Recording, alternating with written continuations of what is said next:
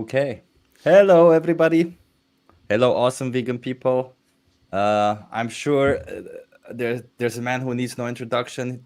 This is Brandon. He's from Logical Consistency. You probably have seen him do this amazing street outreach where he takes people on a logical joyride and hopefully getting them towards veganism. That's awesome. Hey, Brandon, how are you? Hello, I'm doing well. Thank you for that introduction, Chip. I appreciate it. Yeah. I myself am also doing well. I just had like a giant dinner, so if I'm a bit slow, it's because of dinner, not because That's so I. funny. I haven't even eaten breakfast yet where I am. So that's funny. Where are you? I always wonder where you. What country are you in? So I'm in Netherlands. I'm in Amsterdam, Okay, specifically. cool, cool. Yeah, yeah. I guess you're in Massachusetts, right? Mm-hmm. I did see your stream with Sky, Uh huh.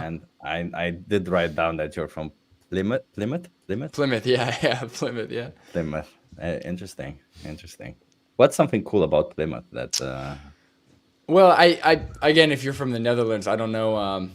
Plymouth to me is kind of like a joke over here. I don't know because it's like America's hometown, So it's like the birth where the Pilgrims came in, supposedly. Um, so honestly, Plymouth is kind of the most boring town I've lived in so far. It's nice. It's like a nice town, but it's okay. Something cool about it. There's the Plymouth Rock, I guess, that everybody loves to go visit. It's about this big, so it's very uneventful. But yeah, it's very Thanksgiving, hometown type of thing. So Is that like a oh, let me Google it. Is that like a mountain or something? which one? The Plymouth The Rock? Plymouth Rock. No, Yeah, no, it's literally a rock. It's literally a rock that supposedly the pilgrims came and like touched or something. I don't know. It's no bigger. It's like this big, like the width of my arms. It's really small, but everybody always comes to try and visit it. Yeah, I don't know. I see. Well, then again, you're also pretty tall, so maybe your hands are also pretty big. Who knows? Maybe, yeah. Is it? Can you touch it, or is that like a? No, no, it's like, yeah, it's in this huge. So what's funny is like the thing that's guarding it or like protecting it is like cooler than the rock itself. But there's like these columns and there's like a camera. It's like a whole like museum thing. I don't know, but yeah, it's interesting. Plymouth is very for Massachusetts. It's very I would say like right leaning. I don't know how familiar you are with American politics, but it's very right leaning. So like Fourth of July, all of like Christmas, Thanksgiving, all these like typically like American holidays. They're pretty big here. So there's like parades. The people go kind of crazy for it. So that's kind of fun. I like walking around, taking photos of that stuff. So that's fun. Yeah, that does sound fun. I actually like US a lot. I'm one of those people who likes the US culture. I actually mostly like US people more than anything, but the US culture is also kind of cool. It's just too much meat, too many animal products and Yeah, stuff. yeah, I agree with you there for sure. So one thing I forgot to do in this live stream is say hello to everybody in the live stream. Let's see who else is here. So Ellie is here. Hello, Ellie. I'll Hello, just hello. Martin is here, whose phone is weird. Okay. The Corn King himself, Mr. Mike. I'm sure you've seen all of these people, right? Also through your comments and Yeah, yeah, in yeah, your yeah. lives. Yeah, Carrie is also awesomely here. Hello, Carrie.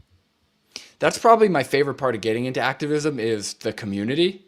Really, we do have like the best one of the best communities I've seen. Very supportive, and I think that's how it should be. I appreciate that a lot. I completely agree. Yeah, it's probably the best community out there. Yeah, it's impressive. I'm actually wondering if like Joey, who's got like 100,000 subscribers, if he also Like if you'd also just come and say, "Hey, Leon," and "Hey" to everybody. Oh, by the way, hey, Leon. Yeah, Lizzie. Hello, Lizzie. Okay. Well, I said hello to everybody. Perfect. I'm perfect. So I have written down a couple of questions for you, and I know probably a lot of the people have already seen your interview with Sky, so I'm not gonna go too much into that. But if you can write a short thing about what, how long you've been vegan, and kind of what your journey to veganism was. Journey, yeah. Yeah. Yeah, that's I've been vegan. It's gonna be 7 years in March, so next month, I think almost exactly a month.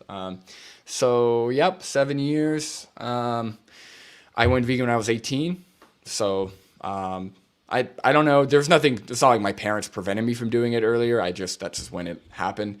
And yeah, I guess my journey started like I mentioned this in the Sky interview, but I got exposed to it early on. There was this documentary. I gotta find this documentary. I don't know, but it was about, they talked about like fur and slaughterhouses specifically, was a big one. So I got into, I kind of got exposed to it, but I never really thought about it again. It kind of lingered in the back of my mind, but never really put much thought to it. And then as I got older, I got into fitness, got into nutrition, started looking at the nutritional science supporting plant-based diets.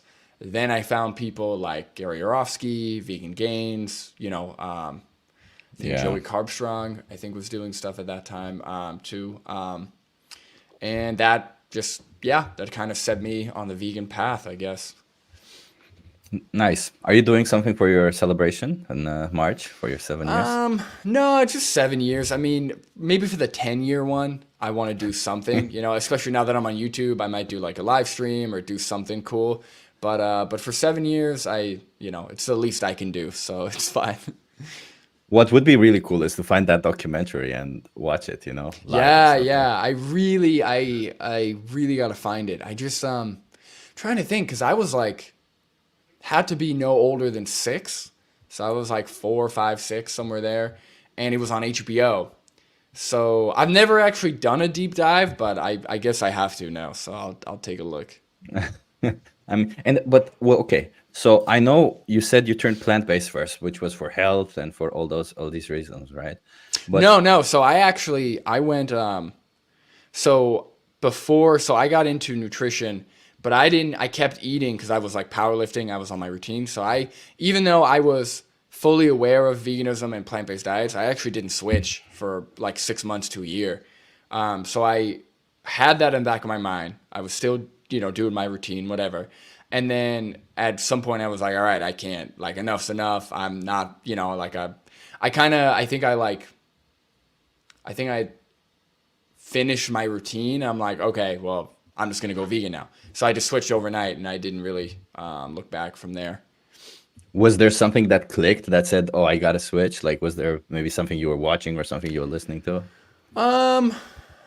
Honestly, so apart from all of the buildup of information, so looking at the studies, looking at different creators, understanding the logic and the position of veganism. Other than the buildup of that information, one night I was eating like chicken and rice, the classic bro meal, Yeah. and there was something about the chicken that just really, I don't know if it was bad or if something, but it really made me feel like nauseous. Like I really didn't feel good. And I said, all right, tomorrow I'm just doing beans and rice. I said tomorrow I'm just going vegan. So yeah, that was really, I was on the way. I was going, like I had a kind of a plan. I didn't really have a date set, but I was going vegan. And then that was like, you know what? I have all this information. I know how to do it. I'm just going vegan. This is like I can't do this anymore. Oh, that makes sense. Yeah. Yeah. I had kind of the same justification in my head. I can no longer justify it. Let's just go vegan. It's not that difficult. Right, right, So right. yeah. Oh, I was curious about that. My argument was usually like because I was still like consuming dairy, and I think I was listening to a Joey Carbstrong video. Also, I by the way, I saw that you mentioned that you like listening to debates. That's how kind of how I got into listening to vegan videos because I just love debates.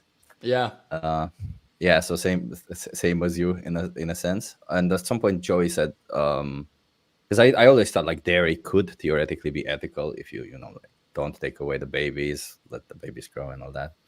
Um, but Joey said something like, "Well, that's not the case, so you're still not paying for that." I'm like, "Oh shit, yeah, that's true." How was I justifying it? It's like it just feels like all of a sudden you're like, "Whoa, okay, it's a different world." Yeah, How interesting. long have you been vegan? Oh, 2 years, 2 years. Okay, okay. I was 6 years vegetarian, and in those 6 years, I had 1 year maybe when I was plant based, not vegan. And then yeah, when I was plant based, I was doing it for like health, and I bought into all the thing about trying to go for a raw plant based thing, and eventually it obviously caught up to me. I had a B12 deficiency. Well, the B12 deficiency happened after switching back to like vegetarianism. So yeah, but yeah, That's so two actually years. interesting. Yeah, that's actually and that's cool that you got into activism so early. It took me again. I'm almost 7 years vegan. I started doing this, about activism about a year ago, maybe almost. So that's cool. That's awesome that you got into it so early. But that's interesting because I feel like to most people who hear ex-vegans talk, it sounds like the only option when you do encounter a health issue, whether it's a deficiency, whether it's you're under eating, whether it's IBS, whatever, is to just stop eating vegan, to stop being plant based, stop whatever. When in reality, that's, at least from your experience, sounds like that doesn't have to be the case, right? You can just find a solution while staying plant based. So that's actually a really good thing. I would, yeah, that's cool to share. Yeah, I mean, I remember it distinctively that at some point I said, well, I have to take these vitamins and then these vitamins, and I was like, oh, but I don't want to take so many pills, and I'll just eat some cheese. I really don't like cheese. I never really liked cheese. So I was like, oh, okay, I'll just bite my lip when I eat it. I don't care. Um, so I was mostly vegan, just eating from time to time, thinking of some yogurt or something to get B12 or whatnot. But then I had the B12 deficiency anyway, and yeah, and I had to take shots first, which is, I don't know if you ever did B12 shots, but yeah, my girlfriend at the time was like, "I'm not giving you a shot," so I had to do it like this and on my Oh, own in my butt. Yeah, it was not pretty because I'm already scared of a needle, and I was sitting there. I think I was sitting. It took me like every time it took me like 30 to 45 minutes to get a B12 shot because I was sitting with the needle and the thing, and I'm like, "Come on, do it! You can do it." It's crazy, yeah. But now I take B12, and the doctor said it's not because of any dietary thing. It's just my genetics, and I have to take it for the rest of my life. So some people have that advantage. I'm like, okay, whatever. oh, so you have to do the shot, or do you No, no, do? no, no, no. I just take vitamins every day. Oh, okay, okay, cool, cool, cool. Yeah, yeah, yeah. Yeah. Okay. Okay. Interesting. So, well, I think what we started discussing in the comments when it was on one of your posts regarding crop deaths, right? So I was thinking of asking you this one question, which I kind of want to ask everybody from now on: is what is this? Because you do a lot of street outreach, right? And actually, before I ask you that, I'm curious. Like, do you have any bad discussions or good discussions, or how do you classify them as good or bad? Um, yeah, I guess I would need to know that definition myself. I mean, every time somebody is open to coming and talking, and especially being on camera, or even if not, because I have a lot of talks off camera, and unfortunately, those are the ones that end up being better. Just because some people don't want to be on camera, and usually because they know they're not informed, or they know, so they just want to talk. Sometimes I have people who don't want to be on camera because they know they're just awful human beings, and they're going to do whatever they can to like piss me off. So I have both, but the ones on camera, they're like mixed. Some of them are just completely like anti-vegan, ignorant, whatever. Some of them are like genuine and they genuinely have questions and like, things they want addressed. But yeah, the only bad talks I ever have are when people don't want to be on camera and they are specifically being dishonest, and then they'll get aggressive and physical. I've gotten into not a few physical altercations, but one of them I got a guy who punched my sign and then he walked away. What? So yeah. So that one, he was a dairy farmer, I think, or at least he said he was a dairy farmer, and I was walking him through his own position. Like he was telling me, well, this and that. And I'm like, okay, so you told me this and that, and I was like going through it. And he was like, you're putting words in my mouth. You're doing this. And then he punched my sign and he left. So that was one. And then there are some where they get so angry. They're like, you're a, piece of this. And they're like flipping me off and this and that. And they're causing a whole scene. Those I would say are like the bad, quote unquote, bad ones. Because it's people who don't have the right intentions and are just there to try and like troll you. And then when they can't troll you, they get very aggressive and physical. Oh, interesting. Oh, you're basically your method of dealing with trolls is like telling them logical facts, and then they get angry because like, no, Yeah. logic, my only yeah, weakness. But are you ever scared of going out on the street when shit No, like not in this Plymouth. happening? Yeah, if I was in like I don't know, even just if it looked physically scarier, I would probably be more nervous. But in where I'm at, I'm like right in the heart of downtown, and it's very like tourist friendly. So yeah, I'm never really scared. Now I do get scared sometimes. Not scared, but I get a little nervous sometimes when because I like to go out Friday nights, Saturday nights at like 10 o'clock, 10 p.m. So when people are Damn. out at the bars, because I find that like, unless it's summertime, in the summertime, I like to do more daytime stuff if I can. But, just with my schedule, nighttime works better. So when I go out, that's when people are like, they're like ready, but they're also are more willing to come talk. So I'm like, not only do I like debunking and planting the seed for veganism, but I just love genuinely love interacting with like confrontational people. I don't know why. It's just fun for Uh, me. I don't know.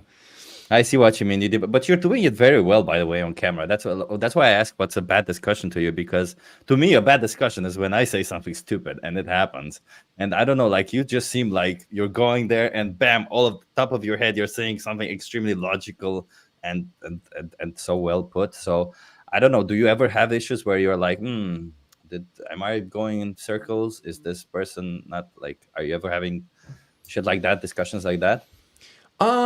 So when it comes to like debunk, because like I've been vegan for almost 7 years. Hello, Christina. I've been vegan for almost 7 years. I've like before doing activism, I've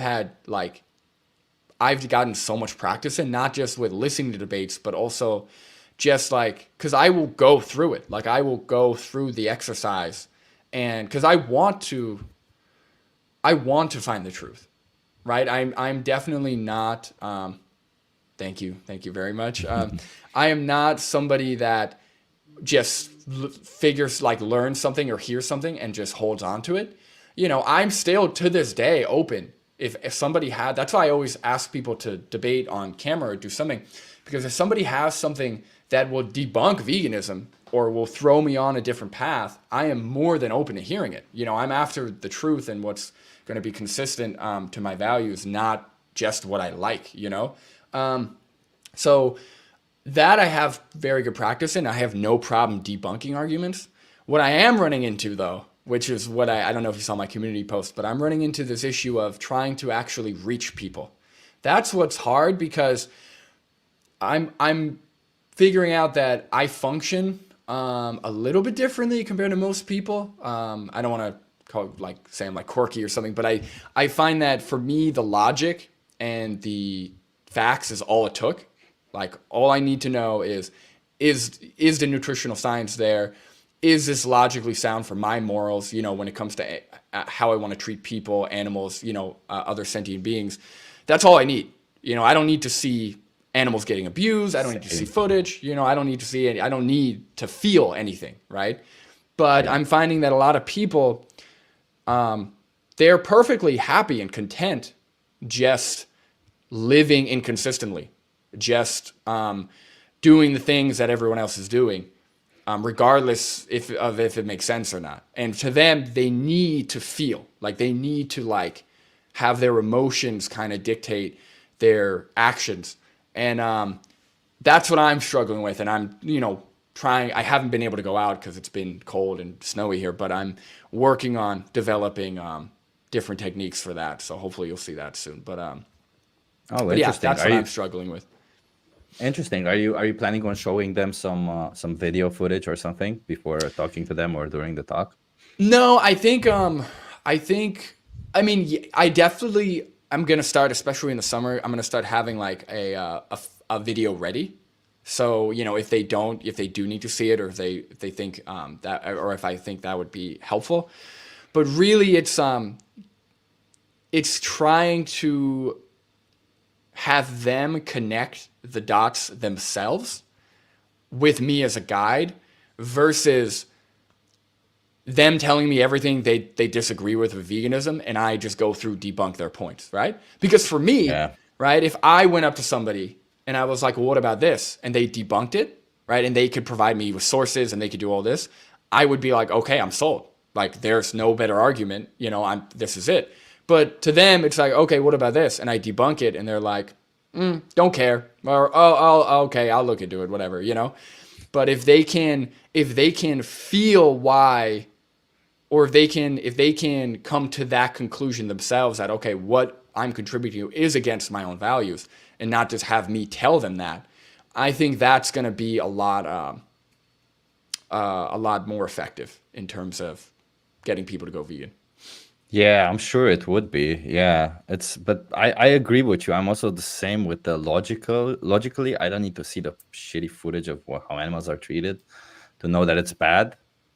And that's also why I don't know everything that happens in the animal industry. I feel like there's so much. The more you read about it, like every little thing, for some reason, has a bit of animal product in it sometimes, and you're like, why is that happening? Is that a byproduct? Is that yeah? And yeah, but when you discuss it with people, I also agree that it's so weird that a lot of people don't really care about the facts or the logic of it, but rather they just they'll gladly be ignorant towards it as long as it doesn't affect them too much. They're like, I don't care. That's fine. I move further. I feel like a lot of people are very tribal in that manner, where they just care about their own tribe and not so much as anything concerning outside of their tribe. So Yeah, I actually had this talk with my brother this morning too. I'm finding, especially with the carnivore community specifically, there's this type of there's like almost like there's like one line, right? On one side of the line, it's like, okay, you're open to it, you may not be informed, blah blah blah. Then the other line, it's like you're into conspiracy theories, you think the government's out to get you, and you think meat is, like it feels like there's like a very hard line between like vegans and people who aren't vegan but they could go vegan, right? Because they're just socially indoctrinated, whatever. And then people who definitely are not going vegan because they are convinced that of some kind of conspiracy. And I don't know what that is. I don't know when that started. I don't remember seeing that when I first went vegan, 7 years in 2017, 2018. I don't remember seeing that at all. It seems like a more recent thing with all the like Jordan Peterson, with Joe Rogan, like Sean Baker. That's a very new like phenomena, and I don't get it. It's very weird to me. are you strictly speaking about carnivores now, or like carnists in general? I would say that I'm speaking more about like carnivore dieters, like people who are in that community. But what I find is, especially doing the street activism, people who aren't carnivores, like who eat omnivorously, they take their talking points. They'll take they'll like borrow their conspiracies, and use them to try and but they're like, I cannot tell you how many people say tell me about crop deaths and then say it in the exact same way that Ted Nugent said it on Joe Rogan. They say the mole, vol, like they rhyme it just like he did or however he said it.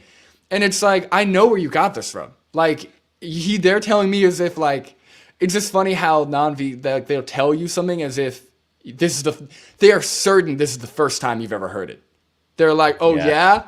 Well, what about this? Bet you didn't think of that. It's like, I've heard this 6 times today, buddy. And I've said the same argument back to you. It's so funny when that happens that they're like, oh, let me tell you something. You know what? Plants have feelings too. Yeah. What are you talking about, man? So you seriously think as a vegan, I haven't considered all the options. It's like, it's kind of ridiculous. Yeah. And like, do you ever get bored of the repetition of explaining the same argument to people? Mm-mm. No? No, I love it. I like, I get a lot of fulfillment from like trying to spread veganism and, you know, advocating for the animals and all of that. But there is a part of me that honestly, vegan or not, I would do this. I didn't realize how much I enjoyed just like arguing with people and like having conversations. So yeah, I don't get annoyed. The only time I get annoyed is when people genuinely are like really nasty. Like that's when I'm like, look, this is something I am not here for. But other than that, I could repeat it all day.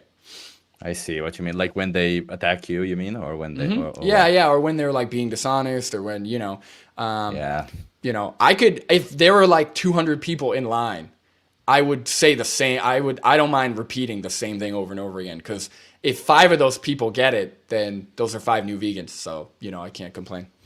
Yeah, I kind of understand what you mean, and I agree with you logically. But my brain always, when I repeat something, my brain is always like, maybe don't repeat it. Maybe try to say it a little bit different. I don't know if you have the same thing. And whenever I try to say it a little bit different, it's obviously not as well constructed as I said it maybe that one time.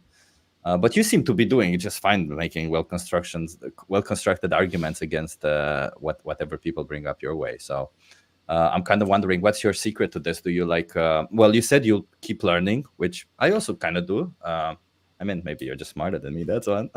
I don't think so. But I think my question is more like, do you ever think about these arguments in your free time when you're not doing outreach? Like, oh, how would it be better to respond to this? Do you maybe look back at your conversations and think, oh, maybe this would have been a better way to respond? Or oh yeah, like this is like this is a full-time thing for me. Like when I say I'm talking 24/7, like this is I was like this before activism, and I think that's what pushed me to activism. It's like, okay, I am like doing this like in my own head, and I'm going through this. I'm watching all these debates. I'm accumulating all this information, and I'm constantly testing my own logic, constantly looking at the other side. Like I've done all this. Why am I not going out and actually trying to share this and turn people vegan and advocate for it? So yeah, no, this is like 24/7. I'm constantly pushing like, okay, I know that vegans typically have this position, or I had this position, but I heard this. Okay, does that hold up? And I'm constantly like testing it, going at hypotheticals, looking at different debates. Yeah, it's constant, because that's how you get better. yeah. And I, even with my old videos, I mean, some of them are just atrocious. Like I was really happy with them at the time, but looking back, I'm like, oh, I shouldn't have said that. Oh, I should really avoided that. And even now, like I was kind of getting into a flow with kind of my like recipe for street activism, and I'm like changing the whole thing, because I'm finding that while I have the chops, to debunk people on the street, that's not really helping anything. That's not really doing anything for what my goal is, which is to get people to go vegan. So yeah, it's constant, and it's gonna probably be like that forever. And when you adjust your arguments, do you adjust them based on how you find them more valid, or based on do you also look at the character of the person that you have spoken to, and maybe certain characteristics in their character that you distinguish? I don't know if you've read the Earthlings Ed latest book, where he literally splits in characters the Oh, How to whole. Argue with a Meat Eater, that Yeah, one. I yeah, haven't that one. read it. No, I haven't read it. I don't read that much, to be honest. I'm better with debates and audio stuff, but Earthling Ed, I love Earthling Ed, but I find that he does a very good job at positioning things depending on who he's talking to. I probably should, like, I think this approach, this new thing is gonna, like, doing a more walking them through it will appeal to more people. But honestly, for me, as long as it's also, now that I'm filming it, it's not just about what's going to reach the individual person. Obviously, that's the goal. But Yeah, also, I have to make sure that what I'm saying holds up to people watching it, right? Because yeah, while the person I'm talking to may not understand the logical argument I'm proposing, or the consistency or whatever, somebody who is watching it online may get it. And that may push them to go vegan, like it did with me, right? Like, for example, Vegan Games is incredibly abrasive, right? It yeah. definitely rubs a lot of people the wrong way. But his videos, and the fact that he was able to make arguments in a way that only cared about the argument and not about how people perceived him, that resonated with me. I I see what think, you mean. yeah, I think so many people are concerned with how they're going to be perceived over, is what I'm saying what I mean to be saying? Is this the actual argument I want to make? And I think that, for me, always comes first, is like making sure I'm saying what's true and like what's consistent and making a good argument. And then if I can do that in a way that, like, the person I'm talking to thinks I'm nice and like gravitates towards, then that's even better. Oh, I like it. And when you start, because what happens to me, and I'm ask you how you proceed with this, like, because I assume when you start a conversation, you start with the idea of getting this person into veganism, right? And of course, in the middle of it, you'll find out, and you maybe realize that this person may never go vegan, because you sort of realize with some people, right? At that point in time, what do you do? Do you try to get more arguments out of them so that you make it better for the video, or is there do you have a something that you do in these situations, or? No, I mean, here's the thing, right? If somebody comes up and they're open, which again, a lot of those I don't get on camera, unfortunately, because they're shy, they don't want to be filmed. A lot of Yeah, them, if they're open to veganism, it's usually a very easy conversation. Animals are sentient, they feel pain, they experience life, they have a will to live. And then they'll connect. Oh yeah, I feel bad, for doing this. I'm like, yeah, that feeling, that's a, normal feeling. It's consistent. I'll walk them through it, and then I give them a resource, and they're on their way. So for something like that, it's more of like reinforcing the like intuitive feelings they're already feeling with maybe what they've seen or what they've heard or how they feel, like knowing that they're paying for dead animal flesh. The ones where they're pretty anti-vegan, or they are like, hey man, I respect what you're doing, but this is why I think you shouldn't force it on people, something like that. yeah. There is like, okay, I just need to make sure that whatever they say, I am able to debunk it for the video. Like at that point, it's like, okay, even if, me debunking their arguments aren't going to change them, it's got to make sense and it's got to work for the video. So that way, if other people come across it, they can be convinced by it, hopefully. So yeah. Okay, that's cool. And what's your favorite type of person to meet on the street and have a conversation with? Um, well, my favorite type of person for veganism's sake is people who are open to veganism, people who like already have a position of like, I feel bad for the animals. I don't want to contribute. I just don't know what to do, or, I'm worried about protein, or, stuff like that. But my favorite type of person for my enjoyment is the anti-vegan who isn't one of those people that get aggressive or get completely illogical, but the anti-vegan that like really is like just wants to push these like throw out arguments so that I can debunk it and walk him through it. That's like the best. I love Oh, those. you really like debating, huh? Yeah, I do. Yeah, I do. I don't That's know pretty why I cool. like it.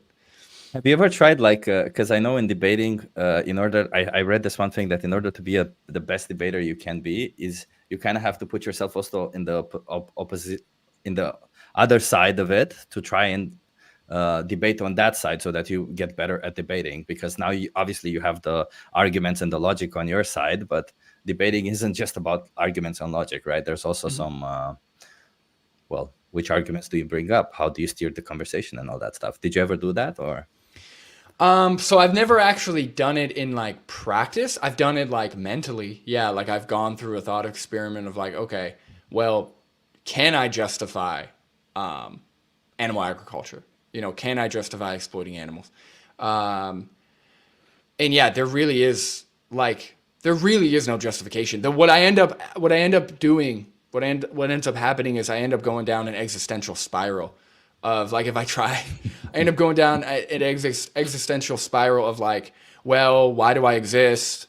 How come I can take resources from other animals and people, and I end up just going through this whole thing, and it's yeah, there really is no justification. That's one of the things that has been tough for me since doing activism is like having to wrestle with all of the arguments, and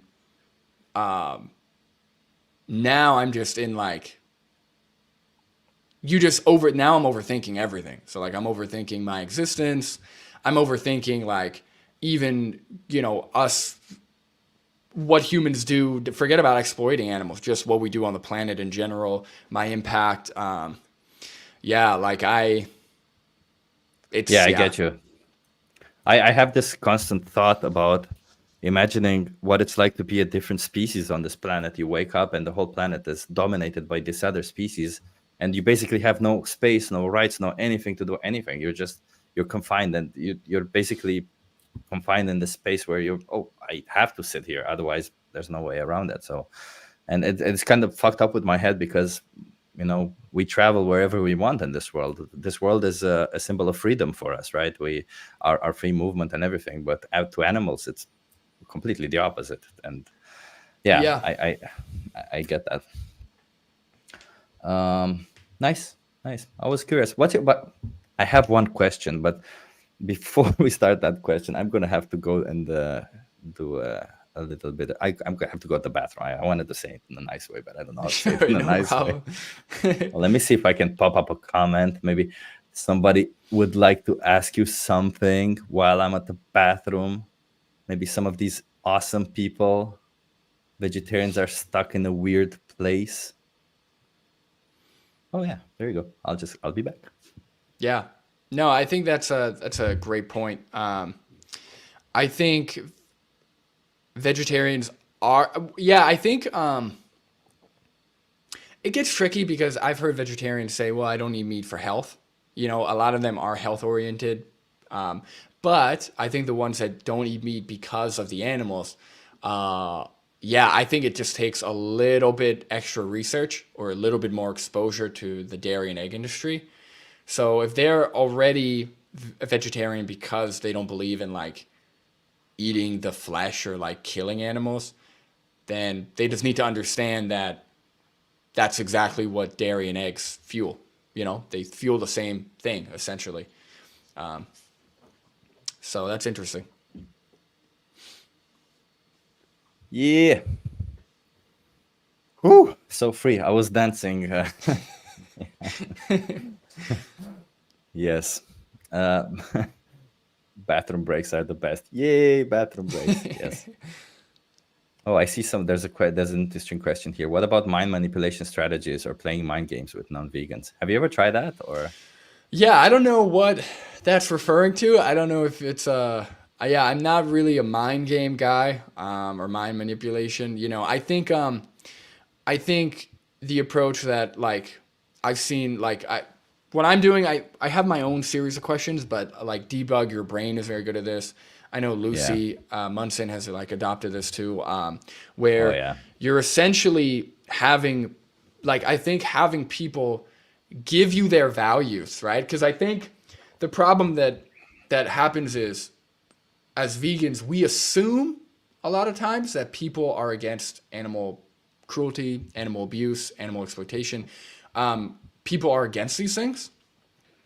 And then because of that assumption, they can go back and say, well, no, I'm not against it. I'm not against eating meat. You know, they just come up with all these like loopholes that they think is like going to avoid accountability. I think having people tell you their values, right? Like if you ask somebody, okay, forget about humans, animals, whatever. Are you against exploitation? Right? Are you against using another individual solely for your own personal gain? Right? They're going to say, yes, I'm against exploitation, right? Unless they're psychopathic, right? Without the context of veganism, without the context of animals for food, without any of that context, yes, I'm against exploitation. Okay, are you against abuse? Physical, verbal, yes, I'm against abuse. Okay, are you against non-consensual sex? Yes, I'm against that. Of course I am.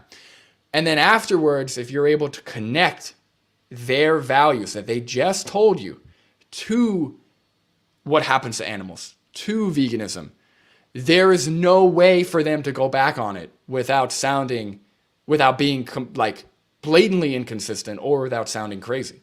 So I think that's the approach I'm going to take is instead of having people tell me why they're not vegan or what they disagree with, I'm going to make them like tell me their values and then explain that's exactly why they should be vegan.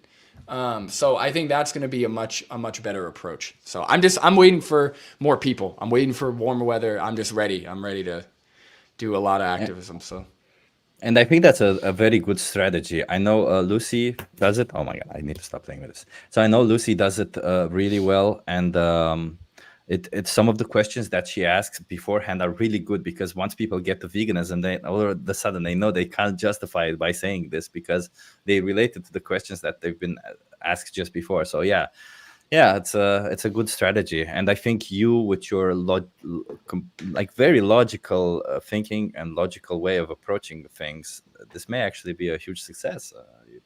You got something really good on your hand.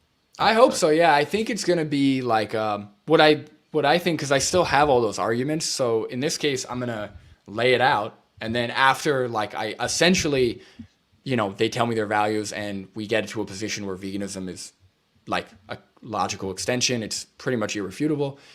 Once I ask them what would stop you from going vegan, that's where the education and like my normal routine of like debunking myths and sharing, uh, facts about plant-based diets and veganism. That's where that's going to come in. So I think we're going to get the best of both worlds, where it's going to be connecting their own values and kind of make them feel how that connects to veganism, as well as having enough information to like refute or debunk what they may be apprehensive about, like protein or what about the cost of vegan diets and stuff like that. There's also something to be said about your current approach that is very good because as you, especially for YouTube videos, because there's the retention rate in YouTube, right? There's always a problem with people not watching the whole video, right? But with the way you do it is because the first thing you do is you explain what veganism is. I feel like a lot of people who have this idea that veganism is just not eating meat and telling people to not eat meat or feeling superior, whatever the fuck people think. That's You can swear, by the way. I'm sorry, I might swear from time to No, time. that's fine. Uh, I feel like saying it from the start and then coming up with all the arguments and asking people what they have against that definition per se, or why they don't align with that definition, is already like a huge thing for YouTube itself. So I think there's also huge value in that, as it relates to YouTube, as I said, because there's this small retention rate sometimes. So Yeah, no, that's a good point. I think it's I'm gonna play around with it, right? Because this as much as I am hopeful for this strategy, it could easily just end up just as bad. Like I could literally go through that whole thing and have them verbally tell me like their own values connected, and they'll go, yeah, but it just tastes so good, like it's like, okay, so just get out of here. Like, it might just end up turning into the same type of, oh, I got to debunk all these bad arguments, just like 5 or 10 minutes later, like, so we'll see. We'll see how it goes. I like the aggressive, like, all right, you're not vegan. Tell me what you disagree with. Tell me why you're not vegan. And then they tell you, like, that's kind of stupid. Here's why, I don't say that, but, here's why. I'm going to break it down. So I like that approach for, I think just when it comes to, like, if somebody truly is in a place where they want to be logically consistent, they want to align their actions with their morals, that's a perfect approach.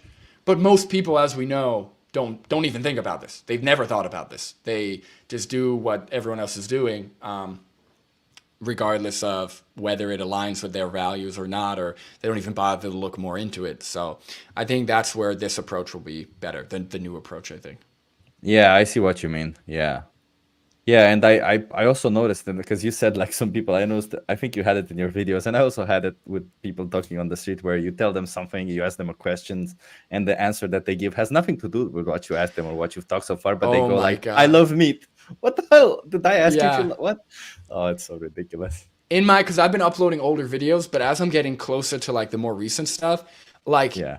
I love when I ask them a question, like, what do you disagree with? And they're like, it's fine if you want to be vegan. I just love steak. It's like, okay, you didn't answer the question, buddy. Like, let's try this again, like, because it's so easy. Like, there's so many little, like, subconscious tactics that people use to avoid accountability or to avoid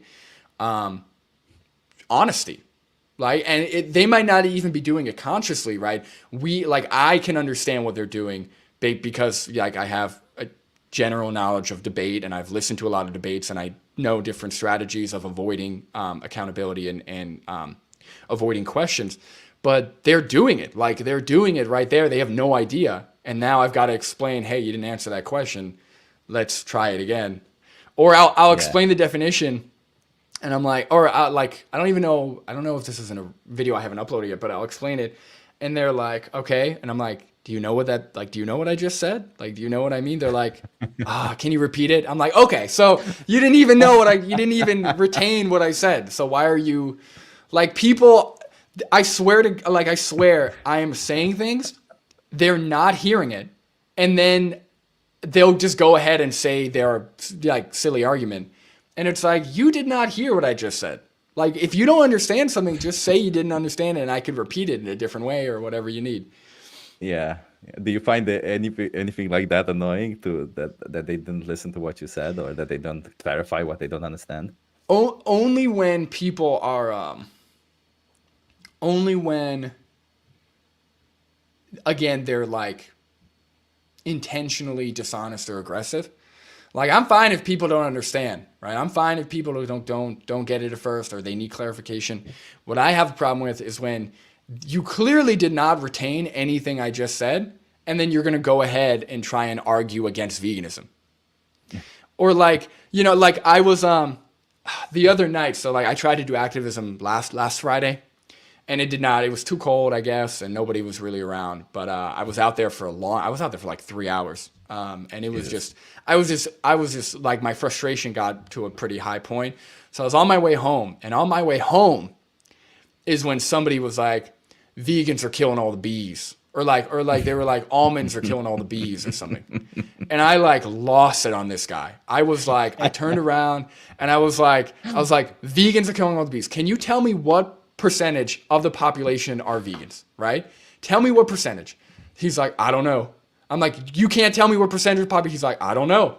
I'm like, okay, it's less than 2%, right? So number one, if you're saying that vegans are responsible for killing all the bees, who is growing all the almonds? Who are eating all the almonds? It's not just vegans, right? We're less than 2% of the population.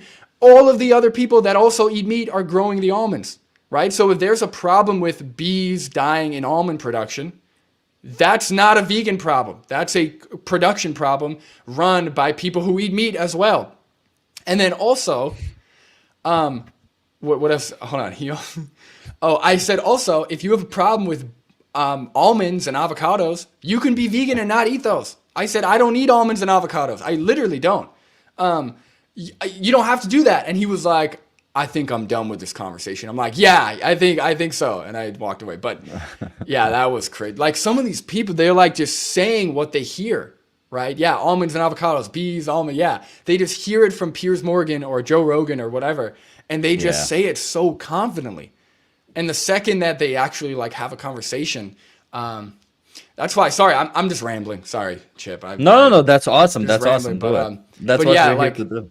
in the comments, like with the carnivores, they're saying all the stuff. I'm like, okay, let's set up a debate.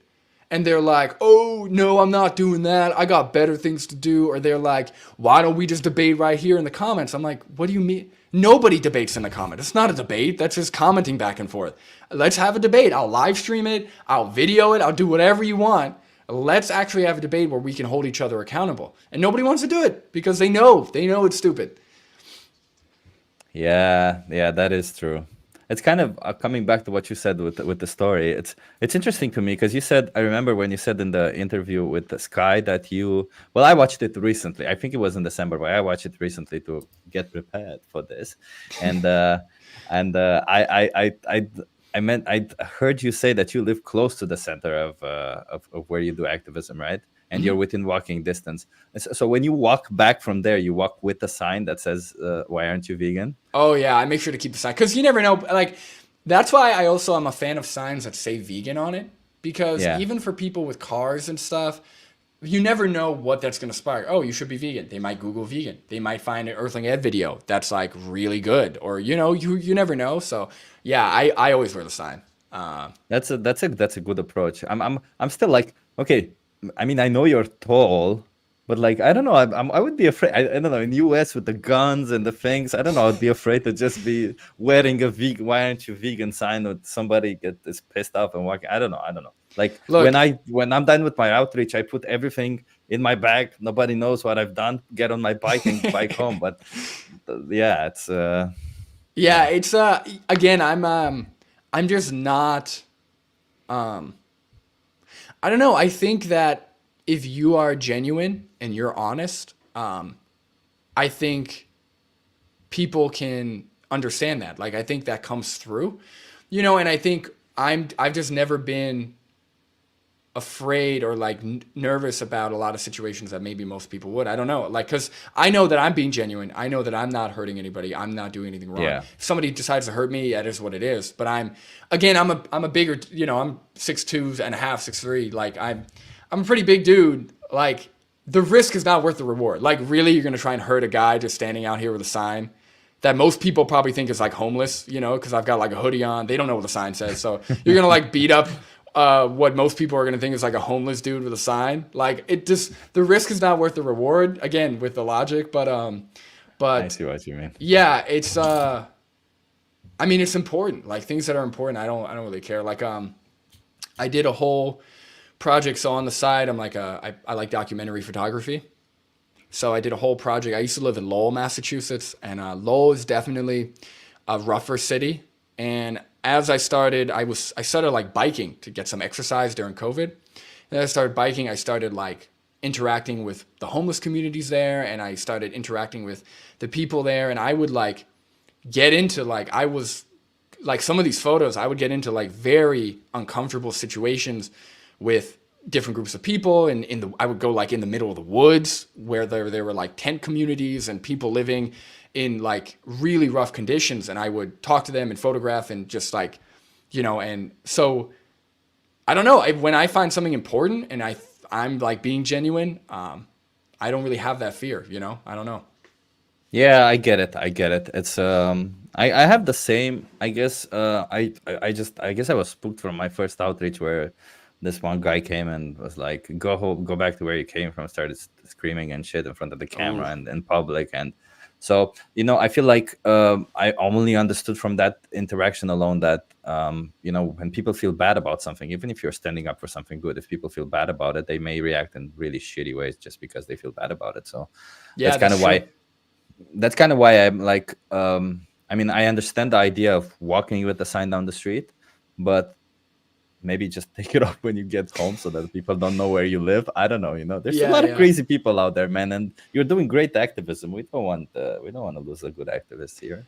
Yeah, no, that's a good point. Like what I do is honestly, I get a thrill out of it personally. Like having like I like getting people upset about things that are important or they shouldn't be upset about.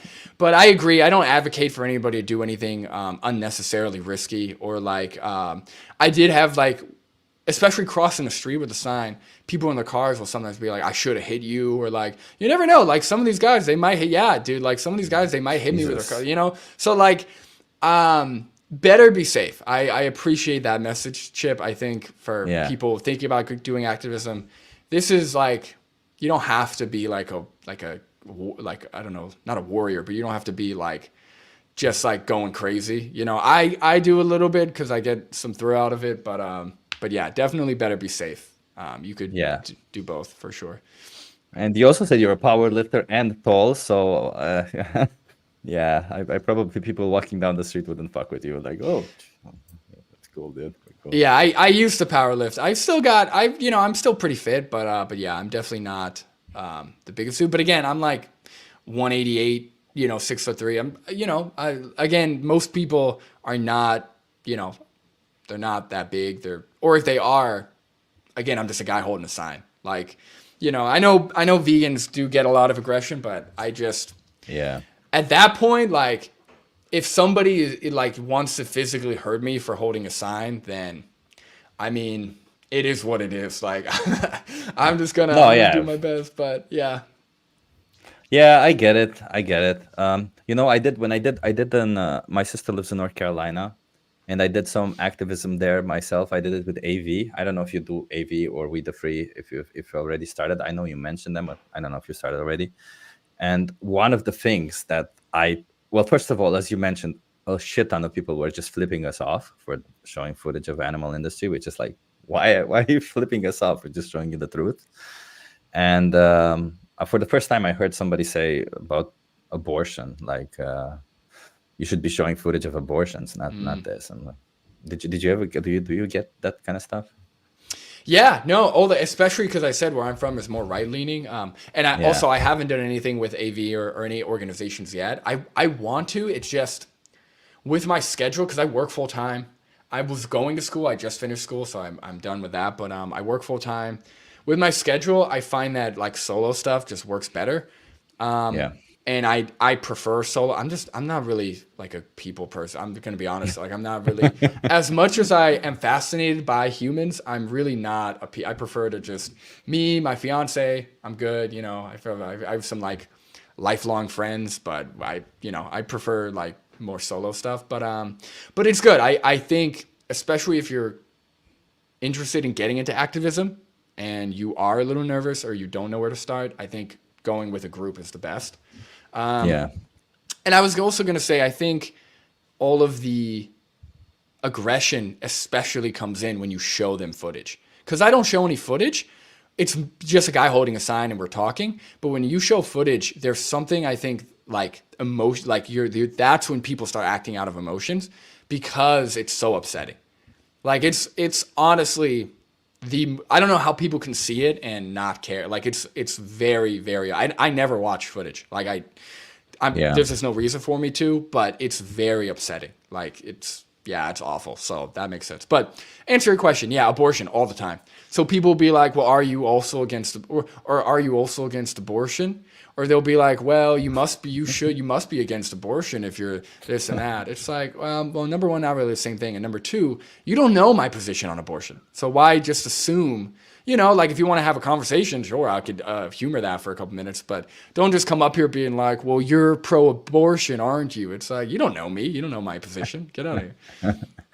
oh yeah. Well, I think I saw it in one of your videos where you say you draw the line at sentience, which I fucking love that, Yeah. including with abortion. Makes ton of sense. And if you actually look at the documents, usually the abortion is legal up until like I don't know, a couple of weeks, exactly when it's about the time when they get sentience. So it's kind of I think it's the only way that is consistent. Like I watched, I don't know if it was a debate between Vegan Gains and Avi. I think it was that one, but Dr. Avi's done a couple on abortion. I think the drawing the line of sentience is the only consistent thing, that would make sense. Now, I understand with the world that we have, there's a lot of practical issues and a lot of educational issues. Like there's not a lot of sexual education. There's not a lot of resources in certain areas, at least in the U.S. And Yeah. I think there are exceptions to the rule as of now, but for the most part, I think in an ideal world, yeah, abortion should be drawn or the line should be drawn at sentience, which you still have multiple weeks. Like you have multiple Yeah. weeks to check. I think, yeah, I think there's a difference between like, how do I say this? Yeah, you don't have to be politically correct. I don't think Yeah, anybody yeah. does. Well, I That's just want to what make that's sure what I'm wording it correctly. Like, I think there's a difference between needing abortion and needing reproductive care and like Yeah, that's a good one. knowing you had sex, knowing that, because you get pregnant when, we all know how that happens, right? So knowing you had sex and then just not checking for like 3 months, like I think there's a difference, right? I think abortion is essential for not just reproductive health and care, but also to prevent children from coming into horrible situations, right? All the pro-life people 100%. that I Yeah. hear, it's like, okay, so you want a woman who is living in poverty, who maybe already has 2 kids, to have another kid where they're barely getting by just because you're against killing the resemblance of like just a clump of cells after like 4 weeks, like that. That doesn't make any sense to me. But sentience makes sense. So Yeah, it makes a lot of sense. Oh, wait, I see a comment right here. The thing is, the woman is sentient, but the fetus isn't, though. It can be seen as an ethical dilemma, much less simple than just not exploiting animals. Yeah, yeah, yeah, I completely agree. Yeah, yeah, it's kind of weird that you start discussing. You talk about animal agriculture and all of it, and people just start bringing up all other kind of subjects just to try and get, like, I guess, your moral position. I don't even know what. well, me and my partner, we talked about this during in our Sean Baker thing.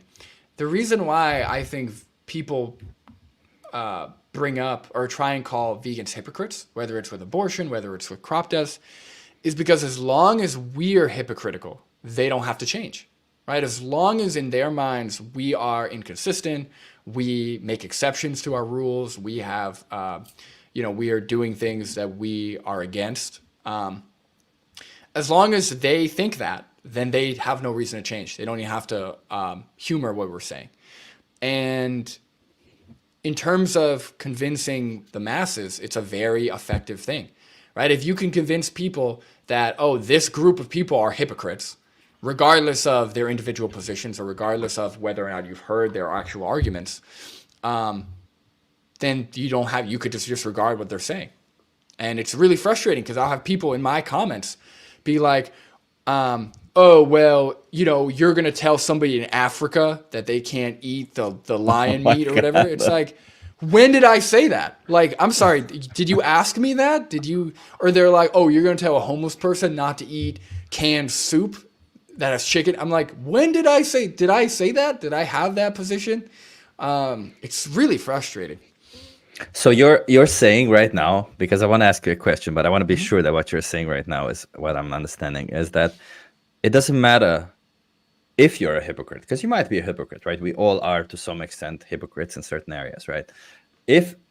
Let's say, if you're a hypocrite, it doesn't really matter, because what matters is the argument that you're making and what you're saying, correct? It's another way of saying, do as the doctor says, not as the doctor does, right?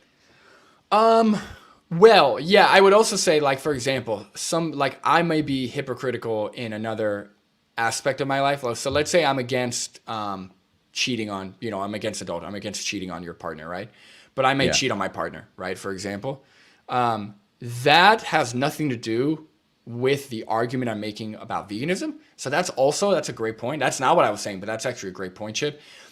If somebody is hypocritical in another aspect, that doesn't mean that what they're advocating for is irrelevant or is inconsistent, right? So somebody could be going against their values in one area of their life, but be totally coherent and consistent and provide great points towards another, you know, social thing or whatever, right? What Yeah. I was saying is most vegans, I don't want to say that, but most of the Say big it. vegans and a lot of vegans that I've talked to actually aren't hypocritical. We actually Yeah. do want to address crop deaths. We actually do Yeah. have concerns about, abortion or all of these things, right? We're usually vegans aren't just one mind. All I care about is not killing animals, and we don't think about anything else. Like we have other positions, and like any type of political conflict, anything. I do the same thing I do with veganism. I push myself. I try and listen to debates. I try and Same. understand things. But as long as the other group, the people that don't want change, as long as they can picture us as hypocritical, as long as they can have these one-liners that are like, vegan crops kill everything in the area, therefore they're hypocrites. As long as that's what people hear, then those people are essentially given permission to not listen to anything we say. And that is hard, right? The second that people are like, well, you're hypocrites too, you kill animals too, this and that, then that allows them to continue their journey of killing animals, you know? So And this go ahead. and this brings me to my next question, which is kind of I really wanted to discuss this with somebody, and I think you're the perfect person to discuss with it. All right, What perfect. what do you feel? What do you feel about a non-vegan doing vegan activism? I think, here's the thing. I think when we ask that, we have to look at any other, like we have to put it in a human context. So Yeah. like, how would I feel about a racist advocating or like doing activism for black rights, for example, right, or equal rights? Yeah. That's kind of not possible. And the reason why I say that is like, if you are advocating for equality, right? If you're a white person and you're advocating for black rights or equal rights for all races, you have to know the arguments, right? You have to understand the logic. And if you're doing that, I don't know how you could stay racist. Now, in the case of veganism, it has a practical, there's practical context. So like, you can understand the logic. You can be against exploiting animals, but you love McDonald's burgers and you pass it every day and you could just go in and get it, right? It's Yeah. legal. So in that context, here's the thing. Let's say that there was a non-vegan who was turning people vegan. Every other person they talked to, they got to try the 22 challenge or, Veganuary, or they got to go Yeah. vegan. I mean, that's great. I'm not going to say that like, oh, they're not doing a good thing. The problem is, if the people who are talking, do you know how many people ask me if I'm vegan? They ask me, they're like, are you vegan? I'm like, yeah, what do you think? But if somebody who wasn't vegan, they were like, are you vegan? They were like, no, I'm not vegan. They'd be like, oh, okay, why aren't you vegan? So I think, yeah, it would just depend. I don't know. I would still like not like that person. I'd be like, look, man, it's awesome what you're doing for veganism, like turning people vegan, but what's stopping you? Like, what's the problem? Like, I can help you. I don't know. Yeah. No, I mean, I understand. I guess I don't know. In my head, I'm thinking of well, I have a friend who's highly logical, is very good at debating and stuff like that, and he kind of understands the idea behind veganism, but he's also kind of psychopath. I don't know if you know what this is. Yeah. But I don't think he's clinically psychopath, but like a psychopath doesn't really care about anything. That's kind of their whole spiel. And I'm thinking like if there's somebody who just clearly doesn't care what they do, but just does this because they know it kind of makes the world better by doing this, but they don't really care what they do. Is that, I don't know. I'm trying to think. Is the question that is it ethical to do that, or is it like I know in the context of, as you say, on the street, a lot of people will ask you if you're vegan, right? But the reality is that that shouldn't really matter. That shouldn't really matter whether you're vegan or not. What you're preaching is something about facts. People should say, oh, okay, that's interesting. I didn't know that's what's happening. Nobody should actually ask you anything about yourself because this isn't about you. It's about the animals, right? So that's why I was asking this.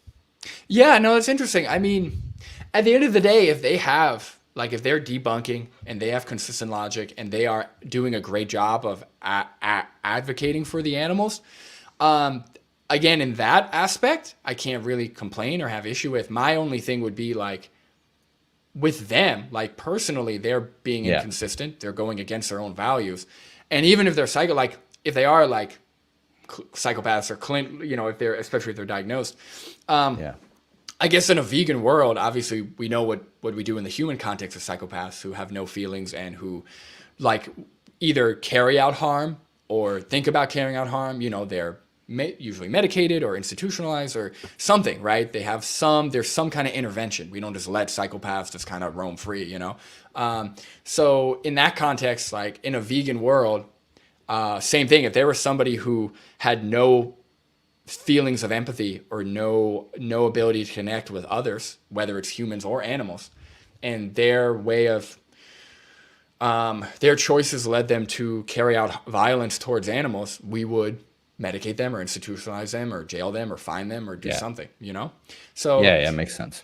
that's what I think people are missing. Like people are missing that it's not about the practical issues of being vegan today, right? Just like how when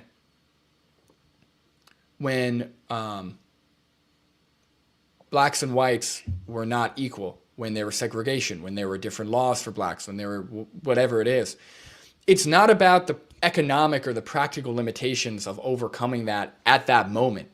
It's about what the future looks like. What's the world going to be like in the future? If we had a vegan world, all of the practical limitations would be gone, right? People are like, well, it's convenient to get meat from the store. Okay, but in a vegan world, that wouldn't be an option. It would be just as Yeah. convenient to get everything else. Well, what about Exactly. protein? Well, in a vegan world, there'd be nutritional education in schools, not just with animal products, but also with fully plant-based food. You'd know where to get protein from. All of the meals would be made to be better, just like how school lunches, they're like, I mean, school lunches are awful, but they're still designed to have some kind of vegetable, some kind of grain, some kind of meat, right? Or some kind of protein. It would be the same thing, just fully plant-based. It's not about what's happening now per se. It's about what's the future going to look like. And vegan world, I mean, that's the best future we can have as of now until it gets even better. But that's like the ideal. That's where we want to get.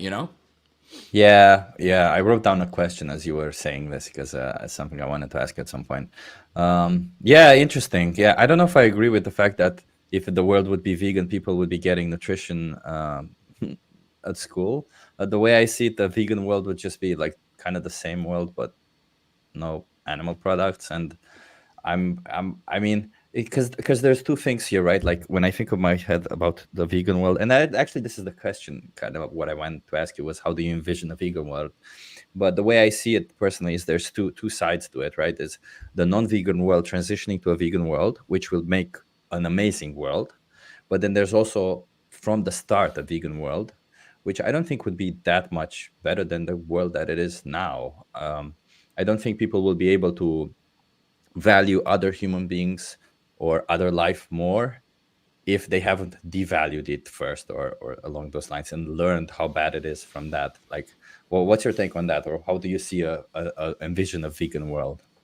Well, that's interesting because if there is a vegan world to begin with, right, we got to understand what veganism is, right? It's like considering all sentient animals, including humans, morally, right?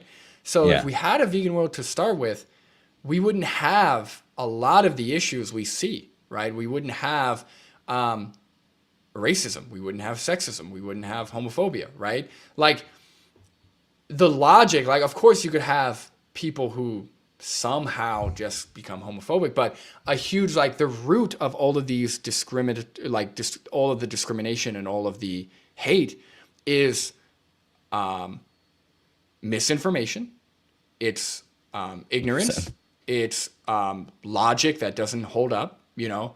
Well, why are you against gay people? Well, they're different. Man should be with a woman. That's it. Like it's logic that just doesn't hold up.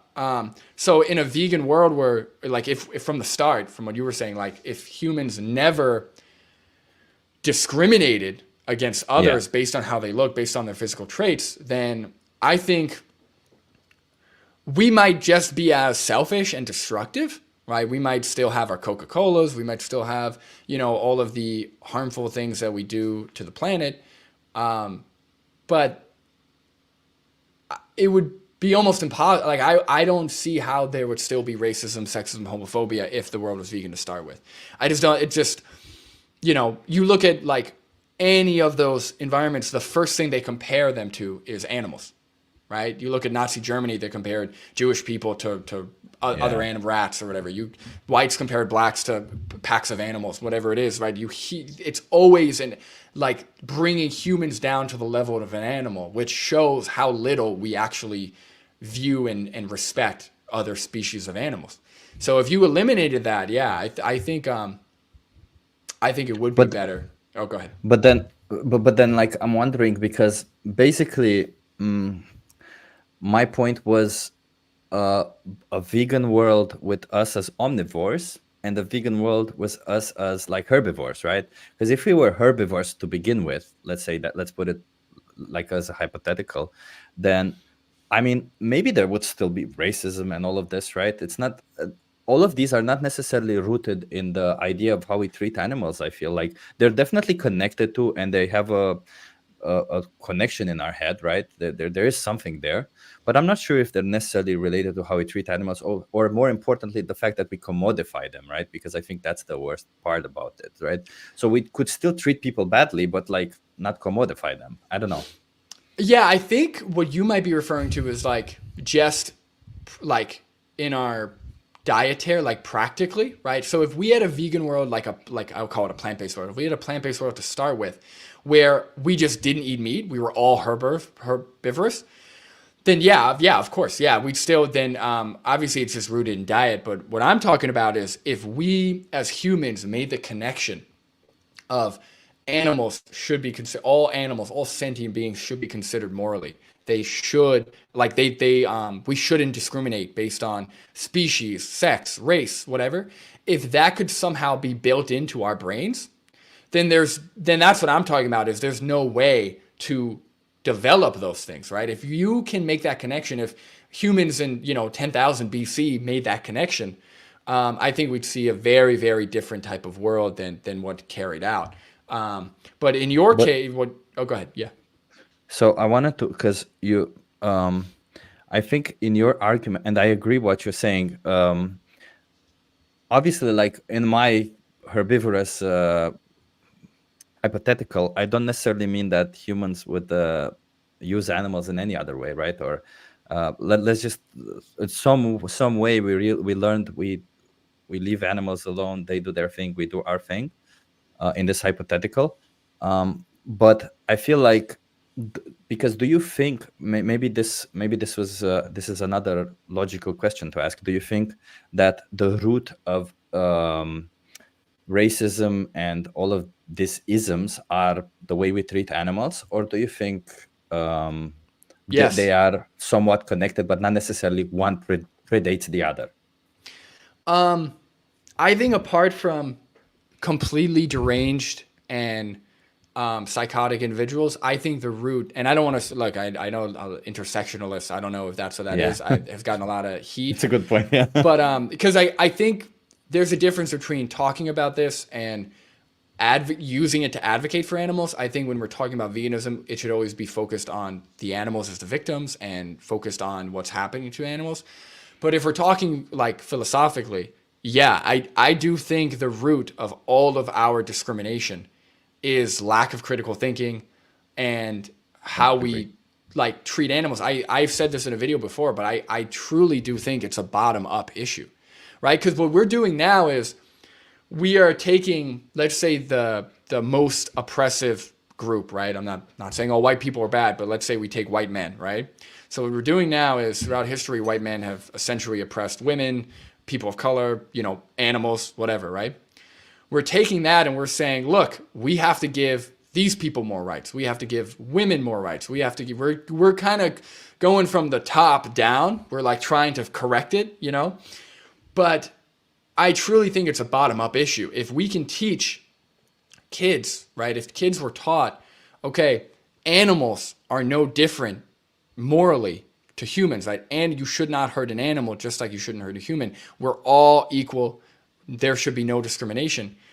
Unless they're like mentally ill, there's no way for them to logically get to a point where, okay, but I love animals. Animals are the same as us, but black people aren't the same as me. No, they are like lesser than. Or like, oh, women, I'm a man, they're a woman. I love, all animals, cows, chickens, pigs, they're equal to me, but women aren't. Definitely not. They should be just, like it's just no way. Like unless there's something maybe like a religion or something like forcing them to think that way or like brainwashing them.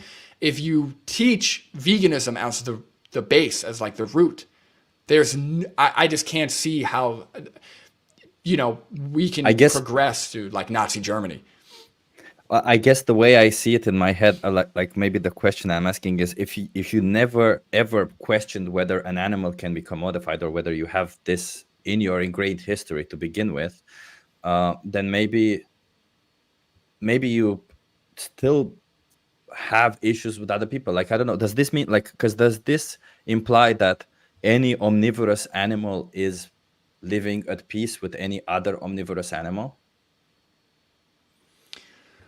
Well, Sorry, not not at omnivorous. I'm peace. sorry, Yeah, herbivorous. herbivores. Herbivorous. That's what. Well, Yeah, I think there's a difference between like the I like for like the position of racism, sexism, homophobia, carnism, whatever, animal exploitation, and having conflict or having wars or having disagreements, right? I do think there would still, I don't think there's ever going to be a peaceful utopia where we don't have war over yeah, resources, we don't have political disagreements, right? But I genuinely do think, like I said, I could be wrong. Maybe somehow in a world where everyone understands that animals are on the same level as humans in terms of like moral consideration, right to life, somehow they can still develop thoughts of racism or sexism based on their experiences, right? Like maybe you have the whole world's vegan, like morally vegan, not just eating vegan, morally vegan, but you have a group of people that keeps having a negative experience with another race or another sex. yeah. Then they could maybe over time develop feelings of like irrational discrimination towards that group. So I can see that happening. But I think there is like, especially down south here, man, like there is still a precedent that like, okay, black people are different than you if you're white. Yeah. Men belong in a superior position compared to a woman. Like that is still the thinking and it's the same logic that allows us to discriminate against animals, right? So I I, think yeah, go ahead. I understand your point. I believe that because I think this is where we differ. It's interesting. So because I believe that I agree with you in saying that veganism would obviously be teaching veganism nowadays would imply way more human rights because we have been through this whole history and we understand all of it when we would understand way more.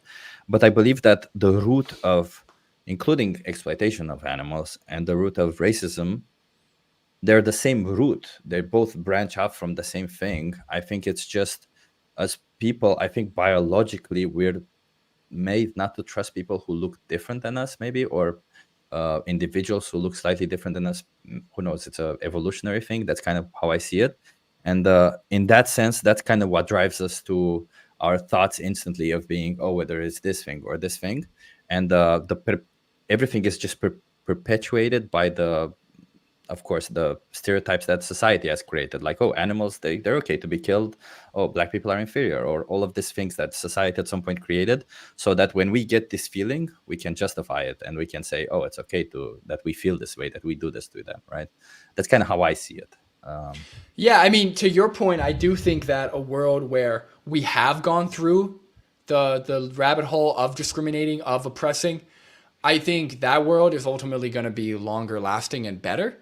Yeah, Once we stop doing that, I mean, versus because if we have a world where we've never experienced that, eventually somebody's going to do it. Like eventually there's going to if you've never gone through it, that's why they say history is important so you don't repeat it. If you've never gone through it, somebody's going to be able to do it. right? Somebody's going to Yeah. have some kind of psychotic thought, convince people, just like Nazi Germany, just like whatever. So yeah, somebody's going to do it. So I do think, unfortunately, for the victims that had to go through all the oppression and exploitation and abuse, I do think that if we are able to get to a point where we have a vegan world, philosophically vegan world, I think it's going to be long lasting and it's going to stick, hopefully.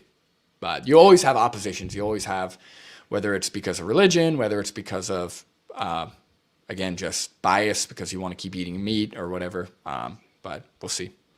So before I ask you the next question, do you have time? Because I know you said an hour and a half, and it's already been an hour and a half. Can you stick around for a bit more, or Yeah, I don't know how's if your I, time looking? yeah, I'm good. I'm good for like another 30 minutes. I'm cool with that. Okay, let's stick with that.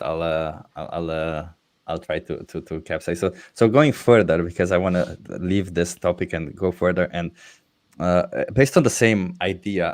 By the way, I just love discussing this with you, because you obviously know your stuff, and it's very cool to have these conversations. I don't get to have conversations like this with a lot of people. No, me neither. That's the thing. I love doing stuff like this because I really don't have like I have a couple vegan friends, but they're big. We're kind of busy. So I could talk about this all day. Luckily my brother's vegan, so Yeah. we kind of Oh, go that's through it awesome. together. Yeah, yeah. But yeah, this is great, man. So thank you for having me and thank you for all the questions. I was going to ask you next. So, because on the same thing as you said, right, which kind of in my head says in a logical way that a bit of suffering kind of makes something a bit more concrete. Let's put it this way. I don't know if it's the right verb to use, but I think you kind of understand that idea that I want to make. And the question is, because I want to discuss then non-existence versus existence with pain and suffering, and then ultimately a liberation, right? Like if we were to, because in the case of dairy milk, right? Could we, like, how would you feel about, no, because the alternative to obviously stopping the dairy industry would be non-existence for all of these animals, right? And what if in this other world, there is which is things we as vegans we kind of have to think of them. Like there is kind of an ethical way of doing dairy, but let's say you still exploit animals, you still you bring them to existence, you still exploit them the way you do, but you don't kill any animals. But after you exploit them for like 6 years, let's say, you let them live free and you give them a good life. It's kind of reminiscent of how maybe we as humans work our whole life and whatever. It's reminiscent, of course. It's not comparable in Yeah, yeah, yeah, absolutely yeah. any way, right? But like I'm wondering, how do you feel between non-existence and existence like this? Yeah, here's the thing. I am fine with non-existence. I actually think non-existence is the only like truly non-violent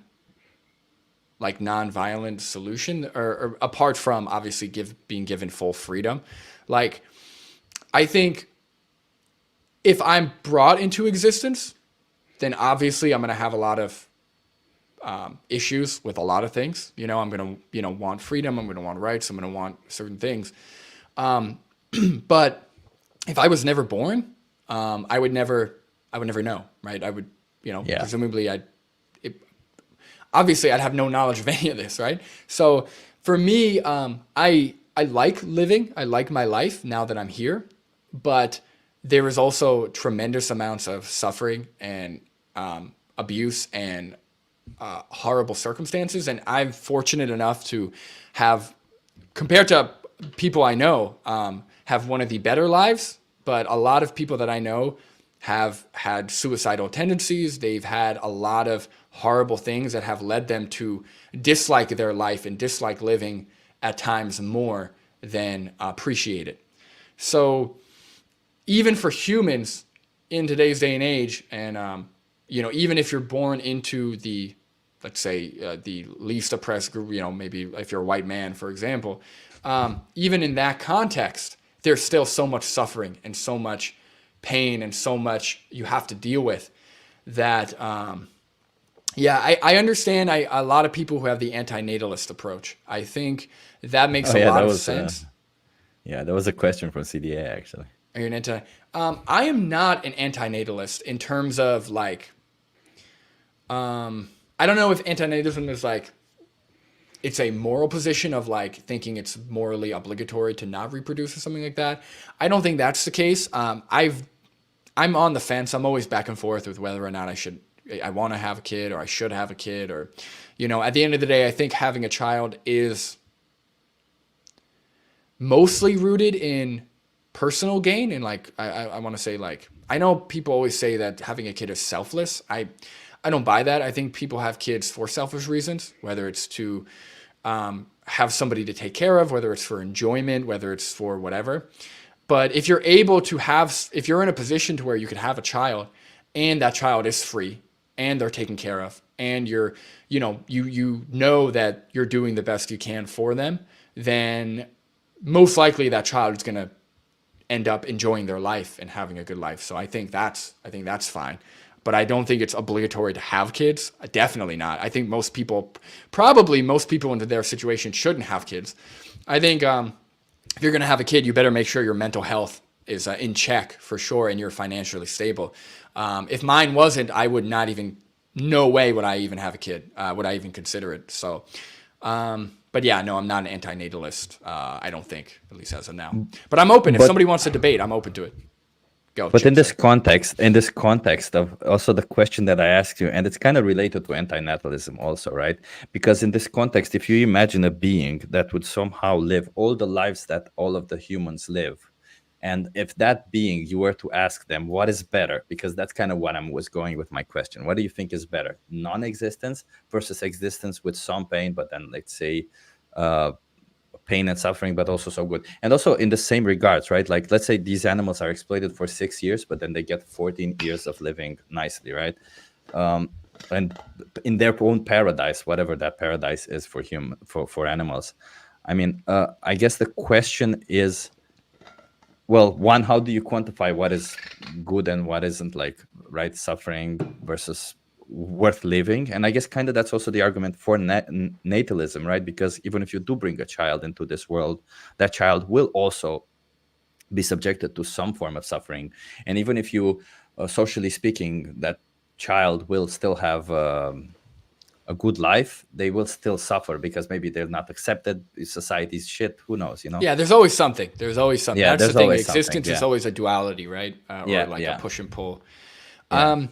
I don't think the comparison should be existence and non-existence. I think the comparison should be like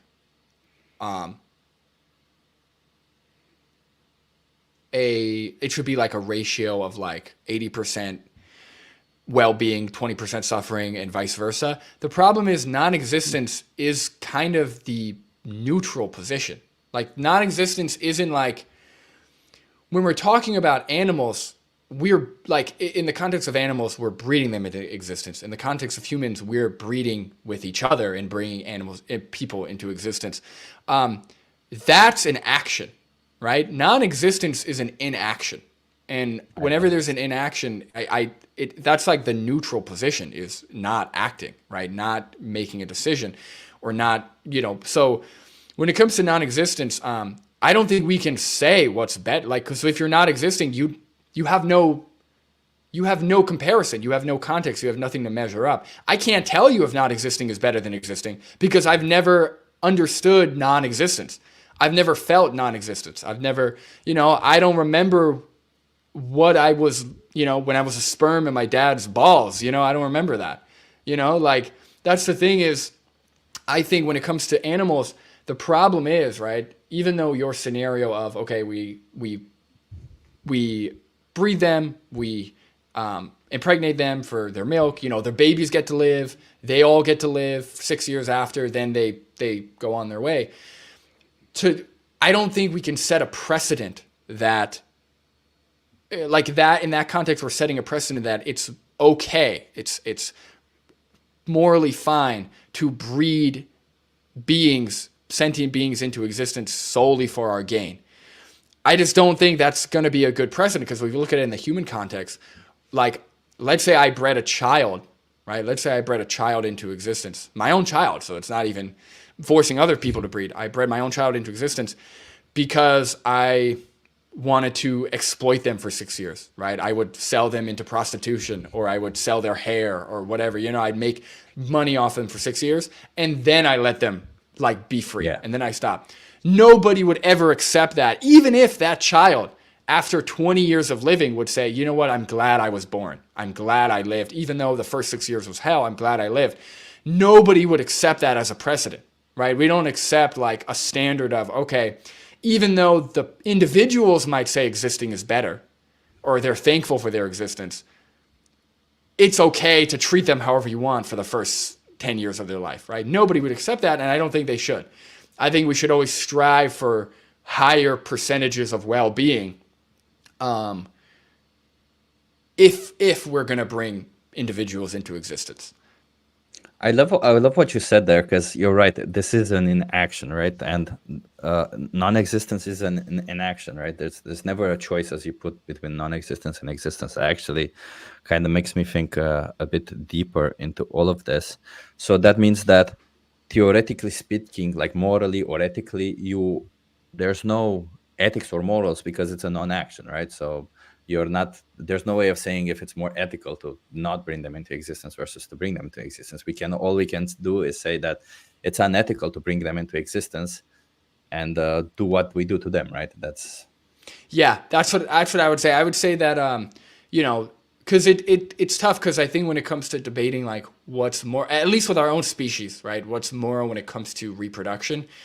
Yeah. There's a lot of factors. Like I know a lot of antinatalists, they go into, well, when you bring another person into existence, that's another person damaging the planet. That's another person taking resources away. And like, again, it gets tricky, because I think like competition for survival, I think resources and the planet, I don't think there's anything inherently immoral about like environmental destruction, if that makes sense. And I could explain that a little bit. Like, I think when it comes to morals, what ultimately morals are looking at is how we treat others while they're existing, right? So how we treat others, what precedents we have set in place for the treatment of others right now that are currently existing, right? So if the planet doesn't exist, right? Let's say in 10,000 years, the planet is gone, and it can't sustain any more life. There's nothing immoral about that, right? If there's no life, there's no life. There's nothing immoral, because it's essentially, again, an inaction. If we're going to continue having people, I would want the planet to be there. I would want us to all have a safe and healthy place to live.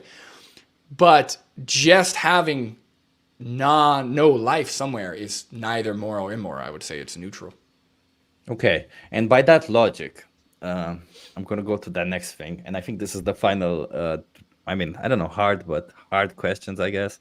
So you're familiar with the trolley problem, right? Obviously, there's a trolley going towards 5 people, and you can pull the lever, and then the trolley goes towards there's towards another track where there's one person tied, and you kill that one person, right? In this context, if you think about it, that means that you letting the 5 people die is okay, right? Because it's a non-action. You don't participate in that whole system. You're just observing.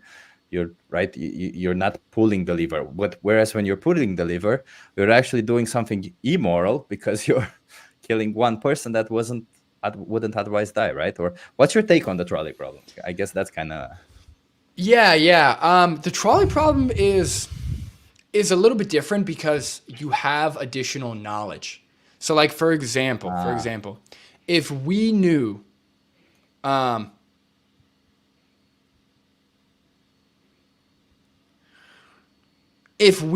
that non-existence was, what's a good example? Okay. Well, no, to stick to the trolley problem, here's the thing. That's a tough question. And it is. It's a tough question, because here's the thing, right? If you see somebody getting robbed, right? If you see somebody getting mugged, you have a choice. You can go try and stop it, or you can observe it and not do anything, right? Do I think that somebody who doesn't do something when they see someone getting robbed is doing something morally wrong? No, I don't. I think they're doing something that the other person would prefer them not to do, right? Or or like, I think they might have looked back on it and said, you know what? I should have helped that person. I didn't need to. I wasn't doing anything wrong to that person, but I should have and I could have helped that person, right? Yeah. That's different than the person who's actually robbing them, right? Who's actually committing the action. When it comes to the trolley problem, so if I'm sitting there and I've got a lever, okay? And I know that this train is coming and it's either hitting one person or 5 people. And the train's going Five towards or 5 one. people. Yeah, Exactly. 5 or 1, yeah. Train's going towards 5 people and I have the option to pull it. I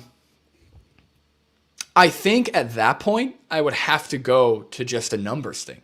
Like I'd have to go, even though it's individuals, 5 individuals versus 1 individual. They're all individuals. They all want to live, right? Presumably. But I think at that point,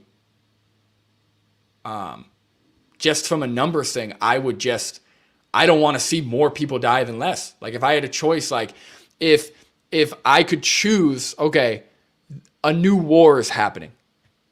You get to choose, okay, either 10,000 people die in the war or 50 people die in the war.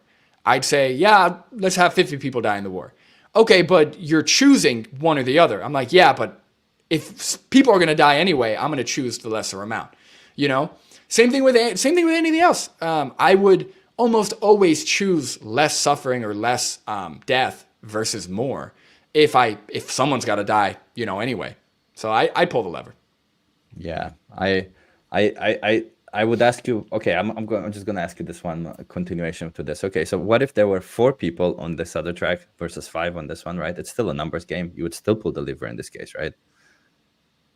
Yes, I'd probably pull the lever. Unless I have other outside knowledge of something, yeah.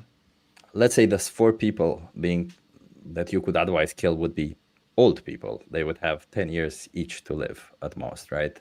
And on this other side, there's young people who would have 30 years each to live. Would you pull the lever or no, sorry, it's like, would you kill the old people or the young people? Yeah. So let's say it's 4 people on each side. So it's equal amount of people. Yeah. One group is young, one group is old. Yeah. Well, at that point, I don't want to word this weirdly, but at that point, I'm just having fun. Like at that point, it's like, okay, now it's just like, what do I prefer? Like at that point, that's not really like a moral thing. Now it's like, do I love old grannies more than, young children? Like at that point, it's like, I would say like, if a group of people have to die, that's going to come down to the individual preference, not really like a moral obligation. At that point, I mean, from what I know about the older population, I'd probably kill the old people. I'm going to be honest with you. But do I think that it's morally right or wrong to kill one or the other? No, I don't think. I would say like to let it go, because the thing is, if like you didn't cause this problem, right? Yeah. You didn't cause this issue. You didn't cause you stumbled upon it, and there's nothing you could do. There's no way to help, but there's a lever, and you see 5-year-olds and 75-year-olds. And it's going towards the 5 years old. Yeah. And all of them are like, let's say, better versions of yourself. They're highly logical, critical thinkers, everything. Then I'm definitely killing the old people. I'm definitely killing the old people, because then if we have 5-year-old vegans who are like not racist, totally vegan, not sexist, oh my God, they're gonna do so great for everything. So at that point, it becomes like a threshold thing, right? Like it ends up like, okay, what's gonna be the better outcome to me, like based on my judgment. So I see what you mean. Yeah. Okay. I was mostly trying to test your logic if you think a lifespan, because it all kind of connects also to the existence versus non-existence, where if you believe that a number of years is actually worth something, like somebody being young and having a life to live going further means something. But as you put it, if it means something to you, it actually means something, right? But yeah, I would say like when it comes to like actions, right? When it comes to actually committing an action and moral actions, there's like what you prefer. Obviously morals, like values, are preferences, but like consistency, I don't think there's really like how do I want to word this? So like when it comes to if I wanted to discriminate against women, let's say, right? I wanted to commit an action of discrimination against women. Then we have to take into account the victim. We have to take into the account the other person who's experiencing that action, right? Yeah. And that's where, you know, argumentation and morality and all that comes into place. But when it comes to if there are two women that are being discriminated against, one has blonde hair, one has brown hair, I can't do anything about it, but I have to choose one. I mean, I'm just going to choose whichever one I prefer, essentially, right? So that's the thing is like, in a case like that, whether you choose or you don't choose, the action's going to happen, right? You can't do Yeah. anything Yeah. about it. So I would say, like in that case, it just it gets a little muddy. I don't know, but it's interesting. Yeah, the trolley thing is interesting. It is. Yeah. Yeah. Yeah. Okay. Okay. It's interesting. You made a good point. Yeah. It's basically, but like, okay, I'll refine it a bit. Yeah, yeah, All go. of these people, 4 versus 4, young versus old, the trolley is going towards the young still. But none of them will ever benefit you if they live. None of them will have absolutely zero benefit to you and maybe absolutely negligible benefit towards the world. So in this context, I know that the young people are going to make as little impact as the old people. So they're both equal in terms of like their contribution. Yes.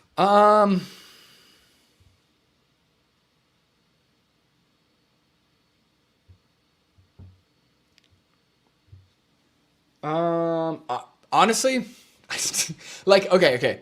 The only reason why I wouldn't pull the lever is because I would feel uncomfortable knowing that I chose.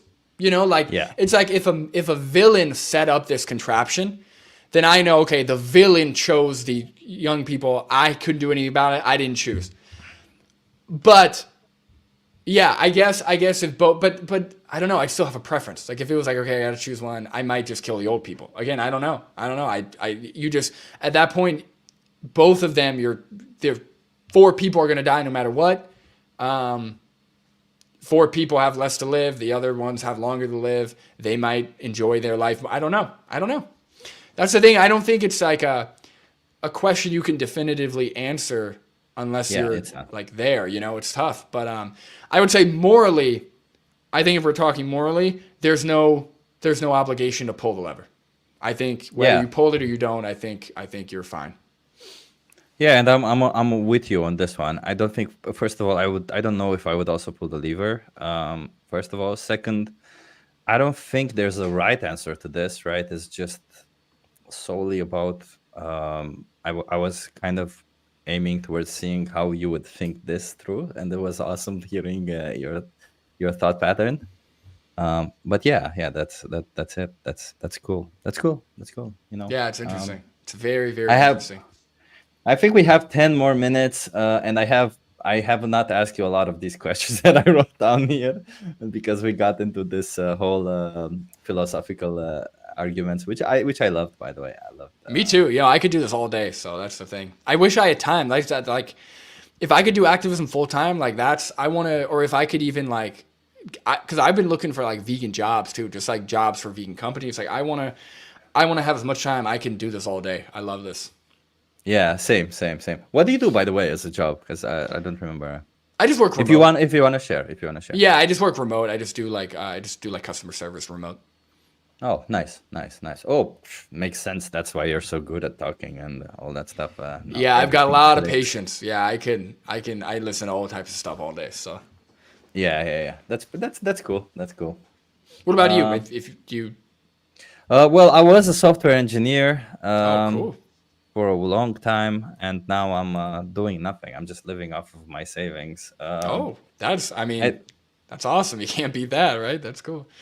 yeah, to be honest, like a lot of people say, "Oh, I love living like this," and that's why I involve myself in so much activism and do so much because I have the free time to do it. Hmm. But you know, if you ask me, life with a job versus life without a job, there's no difference. I'm not much happier not having a job than having a job. As long as you have a job that you love, that's all that matters, I think.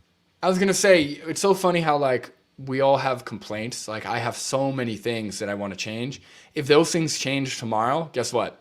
I just find other things to like be unhappy with. You know, it's always that push and pull. Like it really just ends up being a mindset thing. Like you think, oh, if this was different, if that was different, oh, if only I could quit my job and just do YouTube full time. And then you're doing YouTube full time and you're like, oh, if only I didn't have to do YouTube full time, or if only I didn't have, like it's always there's always something.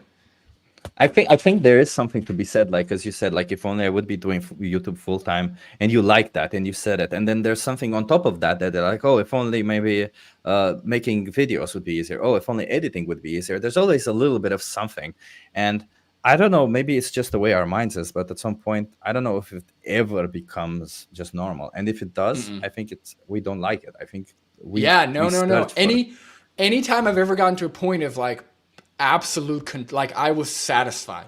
Like I woke up and I was like, wow, everything is exactly where it is. 1 week. That lasted like 1 week, and then the next week I was like, oh, but what about? Oh no, I got to change that. And like, I don't know. I think it's like human nature. If you're like, especially if you're a critical thinker, especially if you're Yeah. like constantly striving to do better, it's just nature to like be like, oh, but this can be better, but that can be different, and I want this, and I want to change that. I think it's just that's just how it goes. Okay. I'm gonna move on. Yeah, yeah, Paris. yeah. I saw that you went to Paris. I kind of stalked you. I only unfortunately stalked your fiance because you don't have a lot of photos of yourself. Yeah, So yeah. No, I she looked posts on a it. lot more stuff. Yeah. Yeah. So I noticed you went to Paris. Oh, maybe let me bring up all. Well, actually, before that, let me bring up this one, and then I'll bring up Paris. Let me see if I can. And maybe you can tell us a bit about this. I'm curious. And we have 10 more minutes. Quickly, Sure, share the sure. screen. Let me share the screen. Share this one. Okay, so um, okay, tell us about Red Rocks Yoga and Yeah, no, we went to Colorado for like a family trip. My family, we all met up in Colorado, and yeah, no, it was great. We did a bunch of hiking. The yoga was cool. So you're in that Red Rocks amphitheater, and they do like a morning yoga class. There's like a lady with like a speaker, yeah, and she was doing all types of stuff. So. Julius, I'm not really that much of a yogi. I like I yoga. was I, gonna I ask you. Yeah. Yeah, I do a lot of stretching, but Julia really, she's actually certified in yoga teacher training. So she does a Yeah. lot of yoga and stuff like that. Oh, that's pretty cool. That's pretty cool. And I'm actually curious how it is to do yoga in these. I don't do yoga also. I'm like I don't know. I like lifting and stuff, but yoga Yeah. it's way too peaceful for me. Oh, I see Ali says cutest couple. Thank you. Thank you, Ali. What else I was gonna ask you? Yes, you went to Paris. How did you find the vegan scene in Paris? Was it better, It was worse? fantastic. Yeah, that's the thing is like Paris, I mean, they're known for their butter and their cheeses and different stuff you hear, but there's actually a lot of great vegan food in Paris. I'm gonna be honest, mostly baked goods were the best. I mean, their vegan baked goods are like crazy. Like I highly recommend it. The vegan food we got, it was good. Like they had some, yeah. Oh my god, all that was vegan. It was so good. Like you can't beat the baked goods. We got some food. The food was okay. A lot of the mock meats, I mean, definitely was behind what we have here in the U.S. But but in terms of overall, I mean, there was plenty of vegan food. We had something to eat every day. There was Indian food. There was there was like what's it called? Like ramens or not ramens. Yeah, ramens. There was like different soups. There was all types of stuff. So it was great experience. Did you only go to France, Paris, or did you go to other places in Europe also? Yeah, so how we like to vacation, contrary, this is kind of different than most people. What we do is we show up, we sleep most of the time, and then when we're done sleeping, we get up and we walk and we just eat. So we walk, eat, sleep. We went to the Eiffel Tower because you got to go to the Eiffel Tower. And then we just kind of we like scooted a little bit, you know, just kind of stuff like that. But for the most part, just having the time off work and being able to sleep for 12 hours, then go eat and walk, and it was awesome. So we're gonna honeymoon after our wedding to Tokyo. So I'm planning on doing a whole video, hopefully a whole video about Tokyo and the vegan food, and yeah, I'm planning on doing the same thing: sleeping, walking, eating. That's my jam right there. Oh, that sounds awesome. You know, the Italians, I learned, I have some friends from Italy and told me that what Italians do, you might actually like this a lot because what they do is they like to, even if they go on a hike or whatever, they do it only if there's food on the on the other side. So they only Like when they move get from there, one yeah. place to another. Yeah, for food. All they do is walk for food, do this for food, and yeah, That's so it's literally what we did. Everywhere we went, we walked, but we knew where we were going. It was gonna be food. It was gonna be a vegan place. So yeah.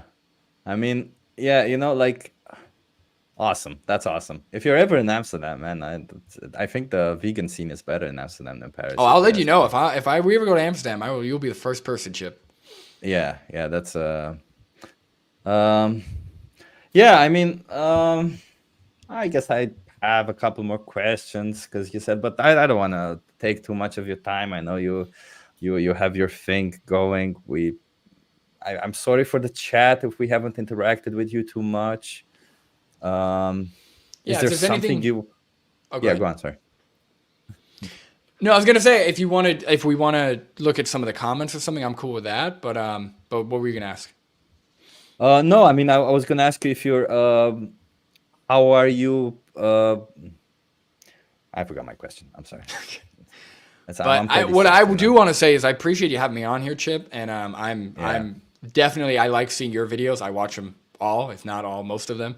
So that's awesome. I think you're doing great. I think the fact that you're 2 years vegan, obviously you've been vegetarian long, but the fact that you're 2 years vegan and yeah, you're already doing activism, I think is awesome. And yeah, I definitely like your you know that you do focus on the logic and the facts, and thanks again for having me on. I like doing this. I love talking, different yeah. scenarios, love exploring our positions, and it's great. Yeah, you know, when I heard your interview with Sky and you were saying that you love debating and that you love logic and all this stuff, I'm like, oh my God, I'm gonna love this conversation with this guy. It's gonna be awesome. It's so then I started writing all these stuff and I'm like trying to get to somewhere, but then the conversation just flew. I feel like I wrote for nothing because you were we had a good conversation, I feel like so. Oh And by the yeah. way, I also you mentioned then that you also had issues with dairy and eczema with the pimples and stuff. I had the exact same issues with dairy and eczema, so Yeah, it's yeah. kind of It was awful. Like I had eczema on my legs, arms, face, everywhere, all throughout like middle school and high school.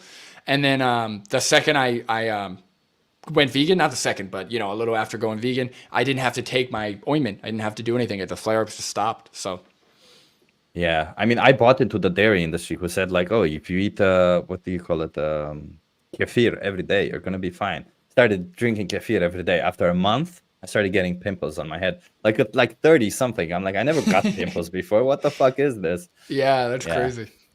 yeah. Okay. Well, I guess um, mm, I'm, I'm always looking through the comments of what other people are saying, but yeah. Have you seen Soul, by the way? Do you like to go to movies? Do you like to? Oh, I'm a big movie guy. I'm not that big of an animation guy. If that's yeah, the animation. My partner Julia, she loves animated movies. She loves Soul. She keeps telling me to watch Yeah, Soul. So it's a yeah, really good one. I will It's check it good. out. Yeah, but no, I like regular movies, I guess. But animation's cool. Nice, nice. Is there any movie that you find really nice and would say, not necessarily related to veganism, obviously. Like I want to ask what's your favorite movie, but like just name a title that you would, if you would, if you would only meet one person and they would have to watch only one movie their whole life, which movie would you tell them to watch? Ooh, that's hard. One movie. Well, okay.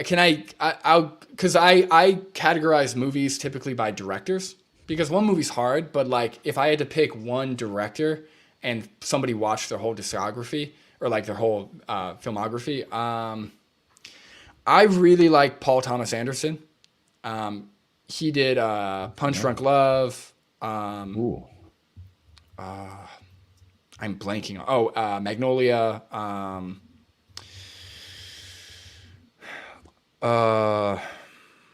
I mean, Licorice. Yeah, he you're did. He clearly a did a guy who's lot. into I'm like cinema and blanking stuff. on. Yeah, I'm blanking on all his movies right now. But I've seen them all. I promise. I'm not a poser. I do love Paul Thomas Anderson. I think because I like romance. I find myself more of a romantic. So he combines like humor with really good like aesthetic with romance usually, but it's usually a little bit twisted. So I really like his directing. The recent movie I saw in theaters, I don't know if you've seen it, Chip, or anyone, but Poor Things with Emma. What is it? Emma Stone? Yeah, Emma Stone. Poor Things, yes, yeah, Punch Drunk, yeah. But Poor Things is really good. If you guys haven't seen Poor Things yet, it's directed by Yargos Lanthimos, I think. He's like a Greek director. He's easily becoming one of my favorites too, but Poor Things is awesome. Awesome, Poor awesome. things. Yeah, like one of the better movies I've seen in forever. Like really, really good. 8.4. Wow, that's. Yeah, and Yorgos Lanthimos also directed Killing of a Sacred Deer and The Lobster. So great. He's also like definitely one of the newer ones that I love too. Oh, that sounds awesome. What's not to love about this? Yeah. Sounds okay. Just a heads up, if you go see Poor Things, a lot of new. It's the most like more nudity than I've seen in any other movie ever. So just a heads up. You're drilling through gold now. Oh, perfect. Now Chip's on you board. Chip's struggle. going. No, I'm good. I'm good. I'm good at that. I think nudity. Actually, I honestly like nudity in a movie because I think it makes it more Authentic. yeah, more authentic. It really does put it more into reality because Yeah. fuck it, nudity is part of life. What Yeah. deal And with it? nobody has sex with like the sheets all the way over themselves. That's weird. Like nobody does that. That's not true. Yeah. So that's always funny. Oh yeah, that's always. And you do you get male nudity also, not just female nudity? Oh, you get more male nudity in this movie than I've also ever seen. A lot of male nudity, a lot of female. There's a lot of penis in this one. So Yay! I like that. Sounds good. It's good to compare. Not, no, just kidding. No, of course, of course. nice. Well, I think we're out of time. Thank you, Brandon, for coming here. I had lots of fun. Everybody, I'm sure everybody who's watching this is already following your channel. If not, let me just put it in the chat right here. It's an amazing channel. Thank you, man. I appreciate it. I'm only getting started. I'm like this summer. I want to post like every other day. I want to just get them out there. I want to keep pushing it. So I'm excited to see what happens with the channel, with the content. I've got a lot of ideas. So if my goal is to get the message out there as much as possible. So I think with people like you, people like me, people like a lot of the other like Lucy, like a lot of the other channels we've seen that are coming up. It's only going to help and it's only going to add more. And hopefully this is the start of like an even bigger movement. So I'm excited. Yeah, I'm also super excited. That sounds awesome, and I'm always looking forward to your videos. Whenever you make a video, I gotta warn you, I don't watch it the first time I see it because I think the hours that you post are not always the hours that I want to watch it. Yeah, But yeah, yeah. your videos have a special role in my life, as in I watch them when I eat. And when I eat, it's I watch things that I like. I That's the reserve them. highest compliment. Yeah, I That's only the watch highest things that I compliment. like when I eat. So Yeah, I exactly. appreciate that. Yeah, that's the Yeah. best compliment I could get. So thank you. Yeah, yeah. I love the debates. I love the way you post things. So I love it spins my wheel a lot of the times, which you don't get a lot on YouTube. So even if you do change the style, I hope you do get to keep that because your way of thinking and exposing that through your videos is awesome. So Don't worry. No. There's still going to be plenty of confrontation, plenty of debunking. You don't have to worry about that. So we'll see. Thank you. And I'm gonna repost this on my channel at some point. So yeah, I'm just gonna announce it, but I also put it. Anybody who isn't following Vegan Power Lab is the channel name. please Yeah. follow Vegan Power Lab. That's the he's got great stuff too. A lot of good street activism. And I also have some really nice plan, but I think I'm just gonna sell out and go more fun stuff and towards veganism. Well, sell out. I mean, like I'm gonna try approach it in a more fun way to get just to Yeah. make it less serious for some people. That's Oh, kind of my dude, plan. that's what I've realized. Like, that's why me and Julia started doing the reaction videos. You gotta have fun. Like, if it's all serious, you can end up like I was getting so angry. Like, you build up like this like frustration. You gotta try and have fun. That's why we do the reaction videos. So that way, it's just a light thing we can do together, and we can laugh. And Yeah, you gotta try and yeah. have fun in the process. Yeah, those videos are awesome. Also, I loved the one with the carnivore. That was such a good one. I don't laugh at a lot of things, so when I get to laugh, it's awesome. So Thank you. Thank you. thank you. Okay, well, thank you everybody for being here. Thank you, Brandon, for being here. Subscribe to me, subscribe to him, subscribe to everybody who's vegan. Don't subscribe to anybody else who's not vegan. Yeah, like this, comment, go on Brandon's channel, watch everything that he posted, like and comment everything that he posted, like and comment everything that I post. I don't know, just do all that. It's good for the vegan movement. And also give, like, I don't know how you feel, Brandon, but I like to tell people, please also, if you have suggestions on how to make videos better, or how to make the conversations better, I don't take offense in somebody telling me, oh, maybe you could have done this that way, or just tell me, Absolutely. we I want to love get better. feedback. That's Yeah, the any point. constructive Yeah. criticism, I usually respond very well. Like I always respond like that's a great point or something. Like so, don't be afraid to comment any mistakes I make or any, as long as it's constructive. Obviously, if you're just being a dick, don't do that. But if Yeah, it's exactly. actual good feedback, I'm totally Yeah. open. So that's great. 100%. 100%. Okay. Well, thank you, Brandon. I won't keep you any longer. Thank you, everybody. Well, actually, Brandon, just stick around for 2 minutes after I end the stream, just so we have a goodbye, a nice goodbye. I'll Sure, just sure. goodbye, everybody. Brandon, is there anything else you want to say to everybody before we go? No, thank you for all the support. Said on my channel, on Chip's channel, that's great. I really do appreciate it. I was gonna be doing this no matter what, whether I got support, whether the channel grew. So this is something I enjoy and I think is important. But I appreciate all the support. And yeah, if you're not vegan, go vegan, please, please do it. That's it. 100%. Thank you. Bye, everyone.